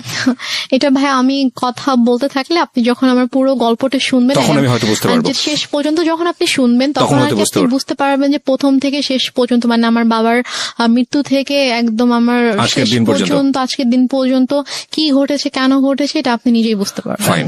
সো প্রিয় শ্রোতা, আমার মনে হয় একটু ধৈর্য ধরে আপনারা শুনুন। ওকে, বলো। তো তারপরে আম্মু ওখানে এসে সিনকেট করার পর আমরা সবাই আর কি মানসিক ভাবে একটু আপসেট হয়ে পড়ি। তো তারপর আর কি আমার শাশুড়ি বলে যে চলো আমরা কিছুদিন ঢাকার বাইরে থেকে ঘুরে আসি। তো আমার শ্বশুর বাড়ি ছিল ফেনীতে। তো তারপর আমরা ফেনীতে যাই, আমি কখনো যাইনি বিয়ের পরে ওদের গ্রামের বাড়িতে। তো তারপর আমাকে ফেনীতে নিয়ে যায়, আমি আমার হাজব্যান্ড, শ্বশুর শাশুড়ি, আমরা সবাই যাই। তো যাওয়ার পর ওখানে মোটামুটি ছোটখাটো একটা অনুষ্ঠানের মতো করে আর কি, বউ দেখানোর জন্য। তো তারপর ওখানে আমি আমার শ্বশুর শাশুড়ির সাথে 15 দিনের মতো ছিলাম। তো এর মাঝে যেটা হয়, আম্মু ওদের সব রিলেটিভস লাইক ওর চাচা, চাচি, মামা, খালা, ফুপু, যত রিলেটিভ আছে সবার নাম্বার কিভাবে কালেক্ট করে ফেলে। কালেক্ট করে সবাইকে ফোন দিয়ে সে বলে যে শাহেদ ভালো না, ওর আমার মেয়ে, ছোট একটা বাচ্চা মেয়েকে ও বিয়ে করছে, বিয়ে করে এখন ওকে টর্চার করতেছে, ওকে মারতেছে। তারপর আমার হচ্ছে চাচা শ্বশুরের ছেলেকে ফোন দিয়ে বলে যে উনি হচ্ছে পুলিশের ডিআইজি। তো ওনাকে ফোন দিয়ে কমপ্লেন করে যে আপনার ভাই আমার মেয়েকে টর্চার করে, আমি তো আপনাদের নামে মামলা করব। তো স্বাভাবিকভাবে সে যেহেতু আইনের একজন তো সে বলে যে আমি যতটুকু জানি আমার ভাই এরকম কিছু করার কথা না, ঠিক আছে আপনি যেহেতু আমার কাছে কমপ্লেন করেছেন আমি ব্যাপারটা দেখবো। তো উনি তারপর আমার হাজবেন্ডকে, আমার শ্বশুর শাশুড়িকে কথা বলে ওনাদের সাথে কথা বলে বলে যে কি হয়েছে, তখন বলতেছে যে তুমি তো আমাদের কথা বিশ্বাস করবো না, তুমি বৌমার থেকে শুনো যে মানে আমাদের কোনো দোষ নেই অথবা আমরা কিছু করি নাই, ওর মাই এরকম সিন ক্রিয়েট করতেছে, ওর মা একটু অন্যরকম, ওর মাই এরকম ঝামেলা করতেছে, আমাদের তুমি ওর থেকে শুনো। তো ভাই আমার সাথে কথা বলে, বলার পর ভাইয়াকে বলি যে ভাইয়া এরকম কোনো সমস্যা নেই, শাহেদ আমার সাথে কোনো খারাপ ব্যবহার করেনি, আমাকে কখনো মারেনি, আর ওর সাথে আমার অনেক ভালো সম্পর্ক, কিন্তু আম্মু চাচ্ছে না যে আমি ওর সঙ্গে থাকি, এই জন্য আম্মু এরকম সিনক্রিট গুলো করছে, আপনি কিছু মনে করেন না, আমি খুবই সরি আমার মার পক্ষ থেকে। এবং ওদের ফ্যামিলি সবার কাছে আমি খুব মানে সরি বলি যে আমার জন্য আপনাদেরকে এত কিছু সহ্য করতে হচ্ছে, মানে ওদের কাছে কন্টিনিউয়াসলি সবার থেকে ফোন আসতে থাকে, ওদের সব রিলেটিভসরা ওদেরকে ফোন দেয় যে কি তোমরা নাকি বউ আটকে রেখে বউকে পিটাচ্ছ। তো সে যেটা করে যে ওদের মানে বাসার যে থানা ছিল ওই থানায় ফোন করে, থানার ওসিকে ফোন করে, ফোন দিয়ে বলে যে অমুক মানে অ্যাড্রেস বলে যে অমুক বাসার মধ্যে আমার মেয়েকে আটকে রাখছে, আমার মেয়েকে আমার কাছে আসতে দিচ্ছে না, আমার মেয়ে অনেক কান্নাকাটি করতেছে আমাকে ফোন দিয়ে, আপনারা প্লিজ ওখানে যান, গিয়ে আমার মেয়েকে আমার কাছে পাঠায় দেন। তখন ওরা বলে যে এটা তো অমুক স্যারের বাড়ি, তো স্যারের ফ্যামিলিতে তো এরকম হওয়ার কথা না, আমি আপনার কথা বিশ্বাস করতে পারছি না, ঠিক আছে আমাকে এটা দেখতে হবে। তো উনি দেন আমার ওই যে ভাসুরকে ফোন করে, ডিআইজি যিনি ওনাকে ফোন করে বলে যে স্যার এরকম একজন ফোন দিয়েছিল, এখন আমি কি করব, আমি কি যাবো আপনাদের বাসায়? তখন বলে যে আমার বাসায় যাওয়ার কোনো দরকার নেই, উনি আমাকেও ফোন দিয়েছিল, আমি কথা বলেছি, এরকম কিছু নেই, তুমি চাইলে তুমি যেতে পারো, গিয়ে আমার ভাইয়ের বোর কাছ থেকে শুনে আসতে পারো যে এরকম কিছু হয়েছে কিনা। তো সে বলে না স্যার আমি এটার দরকার মনে করছি না, তো উনি আর আসে না। তো তারপর গিয়ে তো ওই ভাইয়া যখন জানায় আমার হাজবেন্ডকে, তখন ও বলে যে অনেক হয়েছে, মান সম্মান নষ্টের একটা লিমিট থাকে, ফ্যামিলি সবার সামনে তো করেছিল, এখন এখানেও করছে, তো তুমি একটা কাজ করো, যেহেতু উনি মা যেহেতু এত করে চাচ্ছে তুমি ওনার কাছে গিয়ে থাকো, তুমি যাও, তুমি গিয়ে তার কাছে গিয়ে একটু বুঝা বলো যেরকম কেন করতেছে, তুমি কিছুদিন তার কাছে থাকো, থাকলে হয়তো তার ভালো লাগবে। আচ্ছা, এটা বলে সে? হ্যাঁ এটা বলে। তো বলে সে, ও ঢাকায় ছিল, আমি ফেনীতে ছিলাম, তো ঢাকা থেকে ফেনীতে আসে, এসে আমাকে ঢাকায় নিয়ে দেন একদিন পরে আমাকে ও সিরাজগঞ্জে দিয়ে আসে আম্মুর কাছে। তো ওই যে আমি গেলাম, আমাকে আম্মু আর আসতে দেয় না, সে আমার হাজবেন্ডকে আসতে দেয় না, আমাকে বলে যে নিয়ে যাবো, 15-20 দিন ছিলাম, থাকার পর থেকে তো সবাই ফোন দিচ্ছে, শাশুড়ি ফোন দিচ্ছে, শ্বশুর ফোন দিচ্ছে যে ওকে পাঠান, ওকে নিয়ে আসুক। তো তারপর গিয়ে আমি আম্মুর কাছে থাকা শুরু করলাম। তারপর আমার হাজবেন্ডের সাথে অলমোস্ট মানে 3-4 মাসের মতো আমার দেখা হয়নি, কারণ আম্মু না আমাকে যেতে দিচ্ছিল ঢাকায়, না হচ্ছে ওকে আসতে দিচ্ছিল। ও আসতে চলে বলতেছিল যে আমার কিন্তু মানে ছোট মেয়ে, ওর কিন্তু 18 বছর হয়নি, নাবালক মেয়ে, আমি কিন্তু তোমার নামে মামলা করে দিব, এই ধরনের কথা বলে। হ্যাঁ, এই ধরনের। কিন্তু যখন আপনাকে বিয়ে দেওয়া হয়েছিল সেই সময়টাতে পেপারে কি মা সাইন করেনি? না, মা সাইন করেনি। বিয়েটা কিভাবে হয়েছিল? বিয়েটা হয়েছিল হচ্ছে বাসায় কাজী এসেছিল, তো কাজী বিয়ে পড়িয়েছিল, মানে সাইনও নিয়েছিল, কাবির নামে সাইনও নিয়েছিল, তারপর ওখানে 4 জন সাক্ষীও ছিল, কিন্তু মার সাইন ছিল কিনা অথবা করেছিল কিনা সেটা আমার ঠিক মনে নেই, তো মনে হয় না মা সাইন করেছিল। কারণ পরে যখন আমি যখন পেপারস দেখেছিলাম তখন দেখেছি ওখানে জাস্ট সাক্ষীদের সাইন ছিল, আমার আর আমার হাজবেন্ডের সাইন ছিল। সাক্ষী ছিল হচ্ছে ওর 2 জন আঙ্কেল ছিল সাক্ষী, আর আমার পক্ষ থেকে আমার একটা মামা আর আমার একটা ভাইয়া ছিল। ফাইন, এখানে একটা বিষয় জড়িত আছে, ওর ফ্যামিলি থেকে কি লোকজন এখানে এসেছিল? হ্যাঁ। তোর ফ্যামিলির পক্ষ থেকে ওর বাবা মা কেউ সাইন করেনি পেপারে? না, ওর বাবা মা আসেনি বিয়েতে। কেন আসেনি? বাবা মা আসেনি, বাবা তখন অনেক অসুস্থ ছিল, আর ওর মা তো রাগ করেছিল জন্য ওর মা আসেনি। Renuma, this is totally unbelievable, cause অসুস্থ হলে তো বিয়েটা পিছিয়ে যাওয়ার কথা। বিয়েটা অসুস্থ ছিল বলতে উনি হচ্ছে প্যারালাইসিস ছিল, তো উনি তো চাইলেই উনি মুভ করতে পারতো না, বাট ওর মার আসার কথা, বাট ওর মাকে ওরা কোনোভাবেই কনভিন্স করতে পারেনি। তো ওর ভাই বোন, তারপর হচ্ছে ওর আঙ্কেল আন্টিরা সবাই এসেছিল। তো ওই ফার্স্ট রিলেটিভ যে হয় তারই তো সাইন করার কথা ডকুমেন্টসে। দেনমোহর কত ছিল? দেনমোহর আমার ঠিক মনে নাই, সম্ভবত 5 লাখ ছিল। আপনার ফার্স্ট বিয়ে অথচ আপনার দেনমোহরটা মনে নাই, এটা মানুষ কিন্তু সহজভাবে নিবে না, কারণ it's a very sensitive story, that's why I am asking. এবং আপনার পক্ষ থেকে তো আপনার মার অবশ্যই সাইন থাকার কথা, যেহেতু আপনার মাই ইন্সপায়ার করছে বিয়েটা দেওয়ার জন্য, সো ওনারও সাইন নাই। তার মানে লজিক্যালি যদি আমি যাই তাহলে এখানে ওনার বিয়েতে মত ছিল না, এটা প্রথম থেকেই বোঝা যাচ্ছে, যদিও আপনার কথা অনুযায়ী বিষয়টা একদম ডিফারেন্ট। ওকে, 3 মাসের মধ্যে এত বড় কি ঘটনা ঘটে গেল যে কারণে মা তাকে নিয়ে আসবে, যেটা আমি আপনি কি একটু আগে বলেছেন যে পুরো গল্পটা শুনলে হয়তো বা জিনিসটা পুরোটা বুঝতে বুঝে যাবে। পারবে না। ওকে, সো আমাদের এখানে একটা ডিলেমা তৈরি হচ্ছে প্রিয় শ্রোতা, বাট আমরা এখনই কোনো রেজাল্টে না যাই, আমরা বরং একটু সামনের দিকে যাই, দেখি লজিক্যালি মেলে কিনা। হ্যাঁ, তারপর কি হলো? তারপরে হচ্ছে আমার ওদের ফ্যামিলি থেকে সবাই আম্মুকে ফোন করতো, আম্মুকে বোঝানোর চেষ্টা করতো যে আমরা আসি, সামনাসামনি কথা বলি, কথা বলে ঠিক করার চেষ্টা করি যে দেখি ঠিক হয় কিনা, আপনি কেন এরকম করছেন। তো বাট আম্মু বলেছে আমি এই বিষয়ে কোনো কথাই বলবো না, মানে একটাই কথা ছিল তার যে আমি আমার মেয়েকে সংসার করতে দিব না, আমি আপনার ছেলের সাথে রাখবো না। ওকে, তো এদিকে আমার সাথেও কথা বলতে দিত না, লাইক আমার ফোন আম্মু আমার থেকে নিয়ে নিয়েছিল, আমার ফোন আমার কাছে রাখতে দিত না। আমার হাজবেন্ড ফোন করতো আম্মুর ফোনে, ফোন করলে আমাকে কখনো দিত কখনো দিত না। তো আমি অনেক কান্না করতাম, আমার মন অনেক খারাপ থাকতো যে আমি ওখানে যেতে চাই। আমি আম্মুকে অনেক ইভেন আমি আম্মুর মানে পায়ে ধরেও কান্না করেছি, আম্মু তুমি কেন এরকম করছো আমাকে বলো। মানে সে আমাকে কোনো মানে কারণও বলতো না যে কেন সেরকম করছে। আমি বলছি আম্মু তুমি তো আমাকে বিয়ে দিয়েছো, এখন যখন আমি একটা জায়গায় গিয়েছি, আমার বিয়ে হয়েছে, আমি আমার হাজবেন্ডকে অনেক ভালোবাসি, আমি ওর ফ্যামিলির সাথে অনেক ভালোভাবে মিশে গিয়েছি, তো এখন কেন তুমি সবাইকে এরকম কষ্ট দিচ্ছ, আমাকে কেন তুমি কষ্ট দিচ্ছ আম্মু। যাই হোক, তারপরে গিয়ে আম্মু যেটা করলো যে ওদের সাথে অনেক কথাবার্তা যখন হলো, ও অনেক বার রিকোয়েস্ট করলো, তো বলো ঠিক আছে তুমি সিরাজগঞ্জে আসো, এসে ওর সঙ্গে দেখা করে যাও। ওকে, তো দেন আমার হাজবেন্ড অলমোস্ট 4 মাস পরে আমাদের বাসায় আসে, সিরাজগঞ্জে আসে। তো এসে সে আমার সঙ্গে দেখা করে, তো তখন আম্মুর সাথে কথা বলে। ও আর আমি দুজনই আম্মুর কাছে গিয়ে আম্মুর পায়ের কাছে বসে আম্মুকে বলি যে ও বলে যে আম্মু আপনি কেন এরকম করতেছেন, বলেন আপনি মানে আমি কি কোনো দোষ করেছি অথবা আমার কোনো ভুল হয়েছে যে আপনি কেন ওকে আমার থেকে দূরে রাখতেছেন, আপনি কেন এরকম করতেছেন।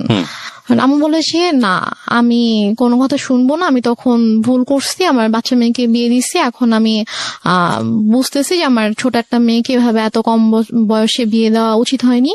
এখন আমি চাই সে পড়াশোনা করবে, পড়াশোনা শেষ করবে, করে এস্টাবলিশড হবে, দেন সে চাইলে তার পছন্দ অনুযায়ী কাউকে বিয়ে করবে, কিন্তু আমি যেটা ভুল করেছি আমার সেই ভুলটা শুধরাতে হবে। সে ওর সাথে সায়দার সাথে অনেক রুড বিহেভ করে। আপনি কি করেন ওই সময়টাতে? আমি জাস্ট তখন আমি ওকে নিয়ে আমার রুমে চলে আসি, এসে বলি যে তুমি এখান থেকে চলে যাও, এভাবে অপমানিত হওয়ার কোনো মানে হয় না, তুমি চলে যাও, তোমার আশা লাগবে, আমি যদি আম্মুকে বুঝাতে পারি আমি চলে আসবো। আপনাদের আর কোনো আত্মীয় স্বজন ছিল না আশেপাশে যারা আপনাদেরকে বিয়ে দিয়েছে, তারা কোনো স্টেপ নিচ্ছিল না? কেউ তো কিছু জানতো না, আর আপুর সাথে তো আমার টোটালি কথাবার্তা ওরকম কথা হতো না, কারণ আপুকে আম্মু বলেছিল যে আম্মু আমাকে বিয়ে দেয়নি, আমি নিজের ইচ্ছে বিয়ে করেছি, এবং আমি পালিয়ে গিয়েছিলাম, সেখান থেকে আম্মু আমাকে নিয়ে এসে আমাকে বিয়ে দিয়েছে। ওকে, ওই জন্য আপু রাগ করে আমার সাথে কথা বলতো না আর কি। আর আমি যে তারপরও যে আমি কারো কাছে হেল্প চাইবো অথবা ফোন করবো, এটা আমার ছিল না। আমি যে কোথাও একা একা বাসা থেকে বের হয়ে আমি যে কারো কাছে একটা যাবো, গিয়ে যে আমি খুলে বলবো ঘটনা, অথবা আমি যে বাসা থেকে পালিয়ে চলে যাবো ঢাকায়, ওইরকম তখন হয়তো আমি অনেক ছোট ছিলাম, ওইরকম কোনো সাহস আমার ছিল না, অথবা আমি যে যাবো ওইরকম কোনো একটা সিচুয়েশন ছিল না। কারণ ফাইন, আমরা এই পার্টটাতে কিছু জিনিসের সমাধান পাচ্ছি না, cause it's one kind of mystery. আরেকটা বিষয় সেটা হলো যে ছেলে তো ম্যাচিউর ছিল, তো ছেলে যদি ম্যাচিউর থাকে তাহলে ছেলের একটা, এবং মেয়েরও দেখলাম যে ওখানে মানে আমাদের রেহনুমারও একটা ইচ্ছা ছিল, মানে শাহেদ ম্যাচিউর, রেহনুমার ম্যাচিউর বয়সের দিকে যে নেওয়ার জন্য ট্রাই করছে আমাকে, তো তখন আম্মু ওকে একটা শর্ত দেয়, আমার হাজবেন্ডকে একটা শর্ত দেয়, এবং আমার আম্মু জানে যে এই শর্তটা কখনোই ও মানবে না। শর্তটা ছিল হচ্ছে যে ও বলে যে তুমি যদি রেনুমাকে নিয়ে থাকতে চাও তাহলে তোমাকে আলাদা থাকতে হবে। আলাদা থাকতে হবে তোমার ফ্যামিলি থেকে? হ্যাঁ, আচ্ছা, তোমার ফ্যামিলি থেকে আলাদা থাকতে হবে, তুমি ওকে নিয়ে তুমি আলাদা একটা বাসা নিবা, তুমি তোমার আব্বু আম্মু তোমার ফ্যামিলির সাথে থাকবা না, এবং তোমার আব্বু আম্মু কখনো তোমার বাসায় আসবে না। আমি বলছি যে এটা কেমন কথা। তো বলে যে আপনি যদি ওকে নাও দেন তারপর আমি কখনো বাবা মাকে ছেড়ে আমি আলাদা বাসা যাবো না, কারণ আমার বাবা মা আমার কাছে অবশ্যই আগে।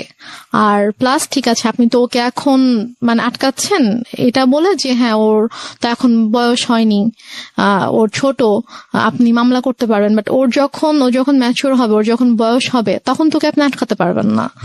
এবং আমি জানি যে আমি যেরকম ওকে ভালোবাসি ও আমাকে ভালোবাসে, এবং আশা করি যে ইনশাল্লাহ যখন সময় হবে তখন আমি আমার ওয়াইফকে আপনার থেকে নিয়ে আসবো, বাট আমি আমার বাবা মাকে ছেড়ে থাকতে পারবো না, এটা আমি করতে পারবো না। ওকে, তারপর যেটা হয় যে ওর সাথে আমার তো কাছে তো ফোন ছিল না, ওর সাথে যোগাযোগের একমাত্র ওয়ে ছিল আম্মুর ফোন। তো আম্মুর কাছ থেকে ফোনটা নিয়ে ওকে ফোন করার জন্য অনেক রিকোয়েস্ট করতে হতো, অনেকবার ফোন দেওয়ার পরে হয়তো আম্মু আমাকে ফোন দিত। তো এইভাবে আর কি যোগাযোগ ছিল। তো এক পর্যায়ে যেটা হয় যে ও মাসে হয়তো একবার আসতো, দুবার আসতো, এসে আমার সাথে দেখা করে জাস্ট চলে যেত ঢাকায়। তারপর আম্মু একবার হচ্ছে ওই ঈদের সময় ওর আপু আম্মু সবাই ফোন করে যে ওকে একটু পাঠান, আমরা সবাই একসাথে গ্রামের বাড়িতে গিয়ে ঈদ করবো, তো ও না থাকলে কেমন হবে, ওকে একটু পাঠান। তো আম্মু কোনোভাবে পাঠাতে চায় না, বাট ওরা যখন সবাই ফোন দিয়ে অনেক রিকোয়েস্ট করে, তো তারপরে গিয়ে আম্মু বলে ঠিক আছে ওকে নিয়ে যাও। তো তারপর আমি যাই, তো ওদের সাথে একটা ঈদ করেছিলাম। তো ঈদ করে ঈদের 2 দিন পরে আর কি আমি আবার চলে আসি। তো আসার পরে তো এভাবে আর কি চলছিল, ওর সাথে মাঝে মাঝে কথা হতো, তারপর মাসে অথবা অনেক সময় 1 মাস 2 মাস পরে আসতো, এসে দেখা করে যেত, বাট আমাকে যেতে দিত না আম্মু। তো এদিকে আমার পরীক্ষা চলে আসছে, মানে এটা হচ্ছে 2011-তে আমার পরীক্ষা ছিল, এসএসসি পরীক্ষা ছিল। তো তারপর আমি কোনো রকমে স্কুলে যেতাম না, আমি জাস্ট বাসায় পড়তাম, পড়ে পরীক্ষা দিলাম। তো এরপরে যেটা হয়, হঠাৎ করে আম্মু টোটালি যোগাযোগ বন্ধ করে দেয়। ওকে বলে যে তুমি আর আসবা না ওর সাথে দেখা করতে। তো বলে যে হঠাৎ করে কেন, বুঝতে যে আসবা না, তুমি আর এসো না, আসলে তুমি যদি আসো এখানে অনেক বড় সিন ক্রিয়েট হবে, আমি পুলিশ ডাকবো, তুমি আসবা না। এটা আপনার মা বলে? হ্যাঁ, এটা আমার মা শাহেদকে বলে। তো ও যেটা করে, ও আসে না, কারণ ওদের সবচেয়ে বড় ভয়টা ছিল যে মান সম্মানের ভয়, যে যাবো পুলিশ ডাকবে, মান সম্মান নষ্ট হয়ে মানুষ জানতে পারবে, যে এটা তো খুবই বাজে একটা ব্যাপার হবে আসলে।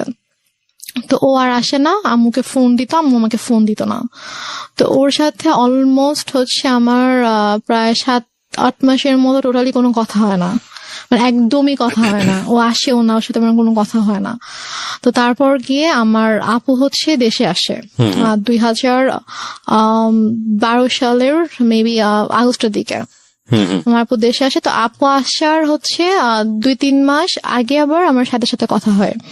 আমি আম্মুর ফোন থেকে ওর সাথে কথা বলি। তো আম্মু যখন জানতে পারে যে হচ্ছে আপু আসতেছে, তখন আর কি ওর সাথে কথা বলে যে তো ওর আপু আসতেছে, তো ওর আপু যদি আসে, মানে আপু বলছিল যে ঠিক আছে, তো যেহেতু বিয়ে করে ফেলছে, মানে আপু জানে যে আমি যেখানে আছি, আমি অ্যাকচুয়ালি কিভাবে আছি আম্মুর কাছে এটা জানে না। আপুকে বলা হয়েছে যে ওর তো শ্বশুর শাশুড়ি ভালো না, ও শ্বশুর বাড়িতে থাকতে সমস্যা হয়, তো ছোট মেয়ে, এজন্য ওকে নিয়ে আসছি, ও এখানেই থাকবে, পড়াশোনা করবে, তারপর গিয়ে হয়তো ঢাকায় ভর্তি হবে।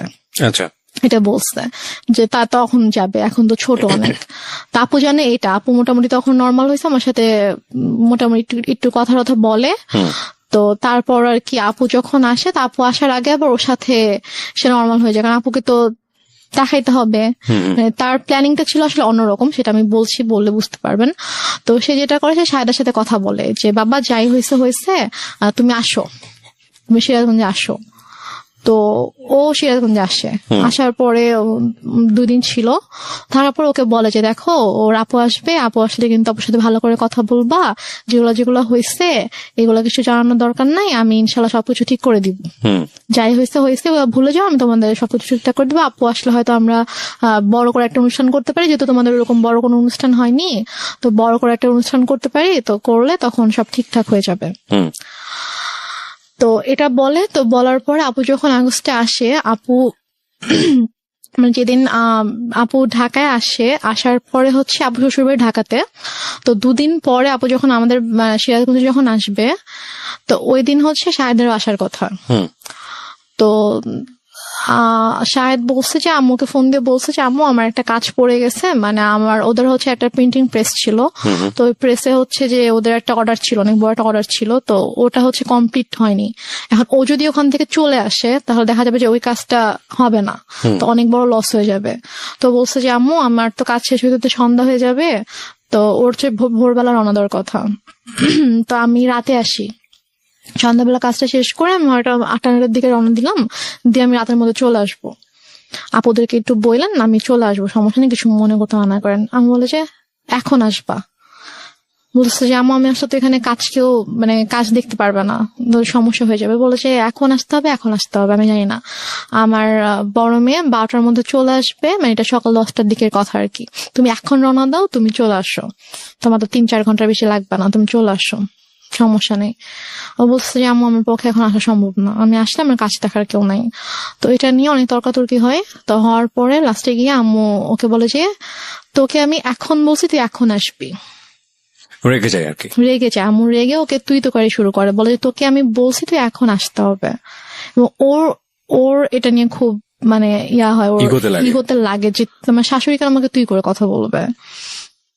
তো বলে যে আম্মু আমি যাবো না। বলছে তুই যদি এখন না আসিস, এখন যদি রওনা না দিস, তুই যদি এখন না আসিস তাহলে তুই জীবনও এখানে আসবি না, তুই ভুলে যা আমার মেয়েকে, তুই জীবনে আসতে পারবি না, আমি তোদের রিলেশন জীবনও ঠিক করবো না, তুই আসবে জীবনে আসতে পারবে না। তো বলছে যে আম্মু মানে এটা তো বুঝতে হবে, আমার সমস্যাটা যদি আপনি না বুঝেন তাহলে তো আমার কিছু করার নেই। তো তারপরও মানে ও চেষ্টা করে বুঝাইতে, বাট আম্মু বলেছে না এনিহাও আসতে হবে। তো বলেছে আমার পক্ষে সম্ভব না আসা। তো যাই হোক ও ফোনটা রেখে দেয়। তো আপুরা চলে আসে। তো আপুরা আসার পরে আপুদেরকে যেটা বলে সেটা হচ্ছে যে ও বলছে যে আপনার মেয়ে আসছে তো আমি কি করব, আমার কেন যাইতে হবে, আমি যাইতে পারবো না আপনার মেয়ের সাথে দেখা করতে। আপনার বড় মেয়েকে বললেন তার যদি আমার সাথে দেখা করতে হয় সেজন্য আমার বাসায় এসে আমার সঙ্গে দেখা করে, বাট এটা কিন্তু ও বলেইনি। তারপরে গিয়ে বলে যে আপু তো এটা শুনে খুব হার্ট হয় যে কেন এটা বলবে, ও আমাদের ছোট, ওকে আমরা নিজেরা ডাকলাম যে হ্যাঁ আম্মু ওকে আসতে বললো, আমরা ওর সাথে দেখা হয়নি, ওর সাথে দেখা করব, তো ওর ফ্যামিলির সাথেও দেখা করব, তো ও কেন এভাবে রিয়াক্ট করছে। তো তারপরে গিয়ে বলে যে হ্যাঁ তোমাকে তো বলছিলামই ছেলে ভালো না, ছেলের মা ভালো না, ছেলে এরকমই, দেখছো কিরকম বেয়াদব। মানে আম্মু এটা করছে যে সম্পূর্ণ ইচ্ছাকৃত ভাবে। ফার্স্টে ওকে ঠিকঠাক করছে, ওর সাথে সম্পর্কটা ঠিক করছে, ঠিক করে ও আসছে। তারপর যেদিন আসবে মানে আসলে আপুর সাথে দেখা হলে তো সবকিছু নর্মাল হয়ে যেত, এবং হয়তো আপুর সাথে সম্পর্কটা যদি নর্মাল হয়ে যেত তখন যদি আমি শ্বশুরবাড়িতে চলে যেতাম তখন হয়তো আপুকে ডিটেল ঘটনাটা বলতে পারতাম যে আসলে ব্যাপারগুলো কিন্তু এতদিন এভাবে ঘটেছে। আম্মু আসলে এটা চাইনি যে আমাদের সম্পর্কটা স্বাভাবিক হোক এবং আপুর সাথে ওর সম্পর্কটা স্বাভাবিক হোক। তো ইচ্ছাকৃত ভাবে আম্মু এরকম সিন ক্রিয়েটটা করেছে। তো আপু ভাইয়া তো অনেক রেগে গেল। রেগে যাওয়ার পরে বলতেছে যে ঠিক আছে বাদ দেন, এই ছেলের সাথে আসলে দরকার নেই, সংসারের দরকার নেই, ওকে ইয়া করেন, ডিভোর্স পেপার পাঠায় দেন। বাট আপনি তখন কি বলছিলেন? আমি তখন বলছি যে আমি তো ডিভোর্স দিব না। আমাকে ভাইয়া জিজ্ঞেস করছে যে তুমি কি বলো, আমি বলছি আমি ডিভোর্স দিব না, কি করবা? আমি বলছি আমি ওখানে যাবো, আমি ওদের বাসায় যাবো। তো বলছে যে আম্মু তখন বলছে যে দেখছো কিরকম নির্লজ্জ মেয়ে, এইভাবে নিজের বোন ভাই মাকে অপমান করছে ওর জামাই, আর ও এরকম জামাইয়ের সাপোর্ট করে কথা বলছে, এখন ওখানে যেতে চাচ্ছে, কত বড় খারাপ মেয়ে, নির্লজ্জ মেয়ে, এগুলো বলছিল আর কি। তো তারপর গিয়ে ভাইয়া বলে যে তুমি কেন যেতে চাও, যে তোমার ভাই আপুকে অসম্মান করছে। আমি আমি মানে বলতে নিচ্ছিলাম যে ব্যাপারটা কিরকম হয়েছে, বাট আমি আম্মুর ভয় বলতে পারছিলাম না, যে আমি যদি বলতাম যে ঘটনাটা এরকম হয়েছে তখন আম্মু তো এটা নিয়ে অনেক সিন ক্রিয়েট করতো। তো দেন আর রাতের বেলা আপু বলছে যে আমি ভাবছি যে রাতের বেলা যখন ঘুমাতে যাবো, আম্মু যখন ঘুমিয়ে যাবে তখন আমি আপুকে গিয়ে বলবো যে আপু ঘটনাগুলো কিন্তু এরকম এরকম হয়েছে, তুমি ওকে ভুল বুঝো না, তুমি ব্যাপারটা প্লিজ সলভ করো, আমি এটা বলতে চেয়েছি। তো তারপর রাতে যখন আপুকে বলেছে আপু আমি তোমার সাথে ঘুমাবো, বলছে আচ্ছা ঠিক আছে। তো আম্মু যেটা বলে যে তোমরা 2 বোন ঘুমাবা, চলো আমরা 3 জন একসাথে ঘুমাই। কারণ আম্মু হয়তো বুঝতে পেরেছে যে আমি যদি আপুকে কিছু বলে দেই, তারপর বলে যে আমিও তোমাদের সাথে ঘুমাবো। পরে আমি বলছি যে না আমি আর আপু ঘুমাবো রুমে, আর খাটে তো 3 জনের জায়গা হবে না। তো আপুর তখন বেবি ছিল 2টা। তো আপুর যে বড় বেবিটা ওর বয়স ছিল 2.5 বছর, তো ওর বাবার সাথে ঘুমাবে আর কি। তো আমি বলছি যে আমি আর পিচি বাবুটা আর আপু ঘুমাবো, তো বেডে তো জায়গা হবে না। বলছে সমস্যা না, আমি ফ্লোরে ঘুমাচ্ছি, তোমরা 2জনই শুধু গল্প করবা, মাকে নিবা না গল্পে, মানে সেরকম বলতেছে। তো পরে এখন ওখানে তার মানা করার কিছু নাই, সেভাবে বলছে। আপু বলছে ঠিক আছে আসো, সমস্যা নেই, আসো ফ্লোরে ঘুমাও। তো সে ফ্লোরে বেড করছে, আমি আপুকে বলতে পারলাম না, যে যেটা বলতে চেয়েছি বলতে পারলাম না। তো তারপর আমি অনেকবার চেষ্টা করেছি, আপু যে কয়দিন দেশে ছিল আমি আপু আমাদের বাসায় 2 দিন ছিল, তো ওই 2 দিনেও পারিনি। তারপর আপু যাওয়ার আগে যখন আমি ঢাকায় এসেছিলাম আম্মুর সাথে আপুর শ্বশুর বাড়িতে, তখন আমি বলার চেষ্টা করেছি, আমি সুযোগ পাইনি, মানে আম্মু আমাকে সুযোগটা দেয়নি। আমি যে আপুর সাথে একা কোনোভাবে কথা বলবো, ওই সুযোগটা দেয়নি। ঢাকায়ও যখন আমরা ঘুমিয়েছি, আম্মা আমাকে নিয়ে ঘুমিয়েছে একটা রুমে। আপুর সাথে যখন দিনের মধ্যে স্বাভাবিকভাবে ওরা অনেক বিজি ছিল, তারপর আমি ট্রাই করেছি, সুযোগও পেয়েছি অনেক, বাট আম্মু কোনো না কোনো ভাবে আমাকে কথা বলতে দেয়নি আর কি। তো আমি যাই হোক, আমি কথা বলতে পারিনি। তা আপু চলে গেল। আপু চলে যাওয়ার পরে এটা হচ্ছে 2012 সালে আপু সেপ্টেম্বরের দিকে চলে গেল। তো যাওয়ার পরে ওর সাথে ওই আগস্ট থেকে কিন্তু আমার আবার কোনো যোগাযোগ নেই। তো হঠাৎ করে 2013 সালের এপ্রিলে হঠাৎ করে আমার কাছে ফোন আসে যে আমার শ্বশুর অনেক অসুস্থ, উনি হসপিটালে ভর্তি, এবং ডক্টর বলেছে যে হয়তো 2-1 দিনের মধ্যে, মানে আইসিইউতে ছিল, যে 2-1 দিনের মধ্যে হয়তো সে আর করবে না। তো উনি নাকি যখন মানে অসুস্থ হয়ে যায়, আইসিইউতে যাওয়ার আগে নাকি উনি বলেছে যে মানে আমাকে দেখতে চায়, উনি আমার কথা বলেছে যে ওকে একবার দেখতে চাই, ওকে একটু নিয়ে আসো। তো এই জন্য ওরা আবার ওদের বাবাকে প্রচন্ড ভালোবাসতো আর কি। তো ওরা সবাই আম্মুকে ফোন দিয়ে মানে এটাও বলছে, আন্টি আপনার পায়ে ধরি, প্লিজ আপনি ওকে পাঠান, ওকে আব্বু দেখতে চাইছে। তো আম্মু কোনোভাবে রাজি হয় না। আমি অনেক কান্নাকাটি করে, আম্মু প্লিজ যেতে দাও। আমার শ্বশুর আমাকে অনেক আদর করতেন, মানে আমি ওনাকে বাবা ডাকতাম, আমার আব্বুকে আমি বাবা ডাকতাম। তো মানে উনি আমাকে খুবই আদর করতো। তো আমি যখন শুনি যে এরকম অসুস্থ, আমার খুবই খারাপ লাগে। এবং আমার বাবা মারা যাওয়ার পর থেকে আমি যে কদিনে ওনার সাথে ছিলাম, আমার কাছে জাস্ট মনে হয়েছে যে এটা আমার বাবা। তো আমি আম্মুকে অনেক রিকোয়েস্ট করি, তারপর ওরাও তো কন্টিনিউয়াসলি ফোন দিচ্ছিল। তারপর আম্মু বলে ঠিক আছে, আমি ওকে নিয়ে আসতেছি, আমি নিয়ে যাব, আমি নিয়ে আসবো, তোমাদের আসতে হবে না। তো আম্মু আমাকে নিয়ে ঢাকায় আসে। আসার পরে তো হসপিটালে ছিল, আম্মু 2 দিন ছিল। 2 দিন রেডি করে দেন আমার পেপারস নিয়ে আসে যে তুমি এখানে সাইন করে দাও। তো আমি বলছি কিসের পেপার? তো বলেছে যে এটা ডিভোর্স পেপার। তো আমি বলেছি যে আমি সাইন করব না, তোমাকে সাইন করতে হবে। আমি বলছি না আম্মু, আমি করবো না সাইন। তো তারপর আম্মু আমাকে ফোর্স করে, আম্মুর সাথে একটু তর্কাতর্কি হয়, আম্মু আমাকে মানে একটু মারধরও করে। তো তারপর গিয়ে আমি ওই দিন সাইন করি না। তো তারপর গিয়ে তার কয়েকদিন পরে হঠাৎ করে আম্মু বলে যে সকালবেলা বলছে যে চলো এক জায়গায় যেতে হবে। তো আমি বললাম কোথায়? চলো গেলে দেখতে পাবা। তো গিয়েছি, তো যে দেখি যে একজন হচ্ছে লয়ার, তো ওনার বাসা আর কি। তো ওনার বাসায় গিয়েছি, তো ওনার বাসায় দেখি ওই লয়ারটা আছে, সাথে আরেকজন লোক আছে। পরে বুঝতে পারলাম উনি হচ্ছে কাজী। আচ্ছা। তো ওখানে গিয়ে আমাকে পেপারস গুলো নিয়ে বলছে যে নাও এখানে সাইন করো, সাইন করতেই হবে, এখানে কোনো সিনকিট করো না, এখানে সাইন করে দাও। তো আমি তো কিছুতেই সাইন করব না, আমি অনেক কান্নাকাটি করছিলাম। তো লয়ার ওয়াইফ বলছিল যে আপা আপনি তো বলেছেন যে আপনার মেয়ে নিজের ইচ্ছায় ডিভোর্স দিতে চায়, তো মেয়ে কেন কান্না করছে? ওকে, তাহলে কি মেয়ে চায় না? তো আমি তখন বলছি আঙ্কেল আমি চাই না, প্লিজ হেল্প মি, আমি চাই না আমার হাজবেন্ডকে ডিভোর্স দিতে। হ্যাঁ, আমি লয়ারকে বলেছি আঙ্কেল আমি ওকে অনেক ভালোবাসি, আমি ওর সঙ্গে থাকতে চাই, ও আমার সঙ্গে থাকতে চায়, আম্মু ফোর্স করছে, আমি চাই না। তখন লয়ার বলে যে আপা আমি তো এটা করতে পারবো না, আপনি করেন, আপনি হচ্ছে আমি ওর হাজবেন্ডকে ডাকাবো, ওদেরকে সামনাসামনি কথা বলবো, বলে যদি দেখি যে না ওদের মধ্যে সমস্যা, ওরা সাথে থাকতে চায় না, তখন গিয়ে আমি এটা করবো। তার আগে আমি তো আপনার কথা শুনে বিশ্বাস করে ফেলেছিলাম যে আসলে ছেলে ভালো না, বাট মেয়ের অবস্থা দেখে তো আমি এখন বুঝতে পারছি যে না আসলে আপনি মিথ্যা বলেছেন। তো সে বলে যে আমি আপনাকে টাকা দিচ্ছি, আপনি আমার কাজ করবেন। সে বলে আপা আমি এটা করতে পারবো না। তো এটা নিয়ে আম্মু ওনার সাথে অনেক তর্কাতর্কি করার পর এক পর্যায়ে উনি বলে যে দেখেন আমার মেয়ে ছোট ছিল, ও কিছু বুঝতেছে না, ওকে কিভাবে বুঝাইছে, ছেলেটা এরকম ভালো না, আপনি প্লিজ করেন, এটা করেন। আর আপনি ইমোশনাল কেন হচ্ছেন? এটা আপনার কাজ, আমি আপনাকে টাকা দিয়েছি কাজটা করার জন্য, সো আপনি কাজটা করেন। তো এখন লয়ার বলল ঠিক আছে। তো তারপর আমাকে অনেক বুঝাইলো যে দেখো যেহেতু এখন যাচ্ছে না, এখন কি করবা? তো লয়ারের ওয়াইফ এসে আমাকে বলতেছে যে এখন মার কথা শুনতে হয়, মা যেহেতু বলছে, মা তো তোমার ভালোর জন্যই কিছু বলতেছে, মা তো তোমার খারাপ চাইবে না, তুমি হয়তো বুঝতে পারছো না, তুমি ছোট মানুষ, বাট তোমার আম্মু তো বুঝবে, সো থাক এরকম করো না, তুমি করো। সাইন করে দাও। হুম।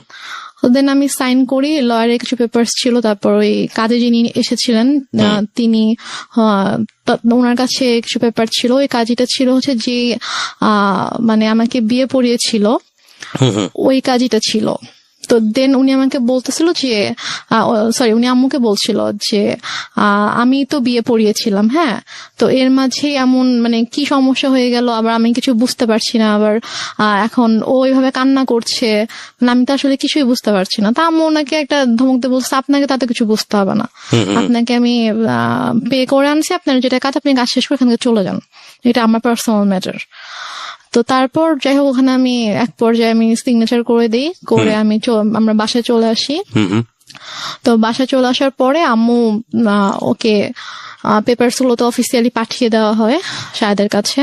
তো শাহেদ যখন পেপারস পায়, হাতে পায়, তখন শাহেদ আম্মুকে ফোন করে যে আম্মু এসব কি, এটা কেন?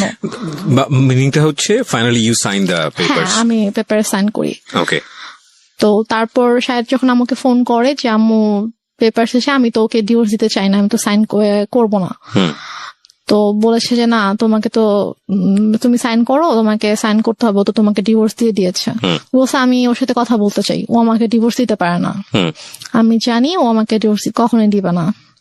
তো বলে যে ওর সাথে কথা বলা যাবে না, আর আসলে ব্যাপারটা কি, তোমাকে এখন কিভাবে বলবো নিজের মেয়ের কথা, এখন ওর তো অন্য একটা ছেলের সাথে রিলেশন আছে।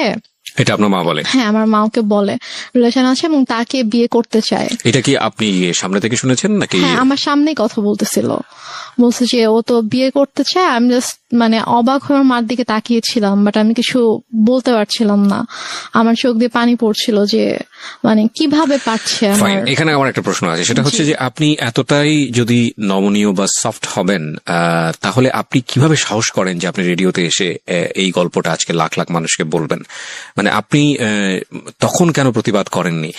আপনার প্রতিবাদের যেই মানে বলতে পারি আমরা যেই স্পিডটা আমরা এখন দেখতে পাচ্ছি, লাখ লাখ মানুষকে জানিয়ে দেবার নিজের পরিবারের গল্প, সেখানে ওখানে একটু সামান্য সাহস করলেই তো হতো, একটু লাউডলি চিল্লালেই তো বুঝতে পারতো পাশ থেকে শাহেদ যে না, আমার স্ত্রী আমার পক্ষে আছে।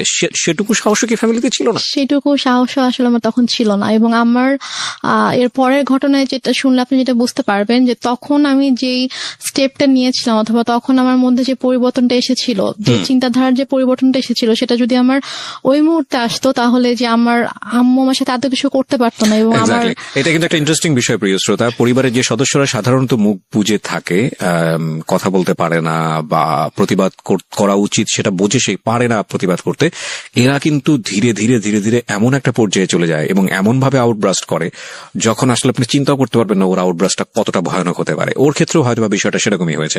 হ্যাঁ, তো আমি তখন আমার আম্মুকে কিছু বলিনি, কারণ আমি এতটাই আপসেট ছিলাম যে আমি জাস্ট মানে বুঝে উঠতে পারছিলাম না যে আমার মা কেন আমার সাথে এরকম করছে, আমি কি এমন করেছি। তো তারপরে আমার জুলাই মাসে 2013 সালে জুলাই মাসে আমার ডিভোর্স হয়ে যায় অফিসিয়ালি। তো তারপর জুলাইয়ের পর থেকে আর কি আমার মা আমাকে ধীরে ধীরে বলে যে মানে আমার যে কিছু গহনা ছিল সেগুলো তো আমার মায়ের কাছেই ছিল, সেগুলো আমার মায়ের আলমারিতে ছিল, বাট আমার আব্বু আমাদের নামে কিছু মানে আমার বোনের নামে কিছু প্রপার্টি রেখে গিয়েছিল আর কি।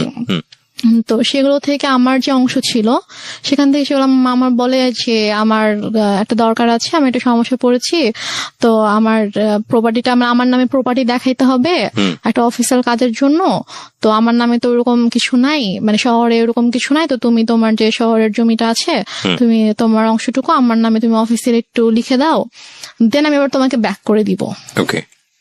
তো আমি ভেবেছি হয়তো সত্যি কোনো সমস্যা হয়েছে, এই জন্য হয়তো চাচ্ছে। আমার আসলে মানে আমি বুঝে উঠতে পারিনি যে এটার মাঝে যে কি ছিল, এটা কেন আম্মু এরকম করছে। তো আমি সরল বিশ্বাসে আমি লিখে দিই, আম্মু আমাকে পেপারস নিয়ে আসে, কিছু স্ট্যাম্প নিয়ে আসে, তো স্ট্যাম্পে আমি সিগনেচার করে দিই। তো নিয়ে আসার পর একদিন আবার রেজিস্ট্রার অফিসেও যেতে হয়, তো ওখানে কেউ কিছু সাইন করতে, ওখানে সাইন করে দিই। আম্মু আমাকে বলেছে কয়েক মাস পর এটা আবার আমার নামে দিয়ে দিবে। এটা হচ্ছে 2013 সালের সেপ্টেম্বরের মিডলের দিকে ঘটনা। তো আমার শহরে যে জায়গাটা ছিল এটা অলমোস্ট 20 লাখের মতো ছিল, হুম। ওইটার প্রাইস ছিল। তো তারপর আম্মুটা নিয়ে নেয়, আমার জুয়েলারি তো আম্মুর কাছেই ছিল। হুম। তো তারপর হঠাৎ করে একদিন আমার হাতে একটা রিং ছিল, যেটা আমার বিয়ের রিং ছিল। তো আমাকে একদিন হঠাৎ করে বলছে যে তুমি তোমার তো ডিভোর্স হয়ে গেছে, তুমি কেন এই রিং এখনো পরে আছো? হুম। তা আমি বলছি এটা আমি সবসময় পরে থাকবো, এটা আমার কাছে থাকবে। বলছে এটা আমাকে দাও। আম্মু প্রায় মানে ঝাঁপিয়ে পড়ে আমার হাত থেকে জোর করে রিংটা নিয়ে যায়। রিংটা নিয়ে যায়। এবং আমার শ্বশুর বাড়ি থেকে আমাকে যে গহনাগুলো দেওয়া হয়েছিল সেগুলো আমার মায়ের কাছেই ছিল। হুম।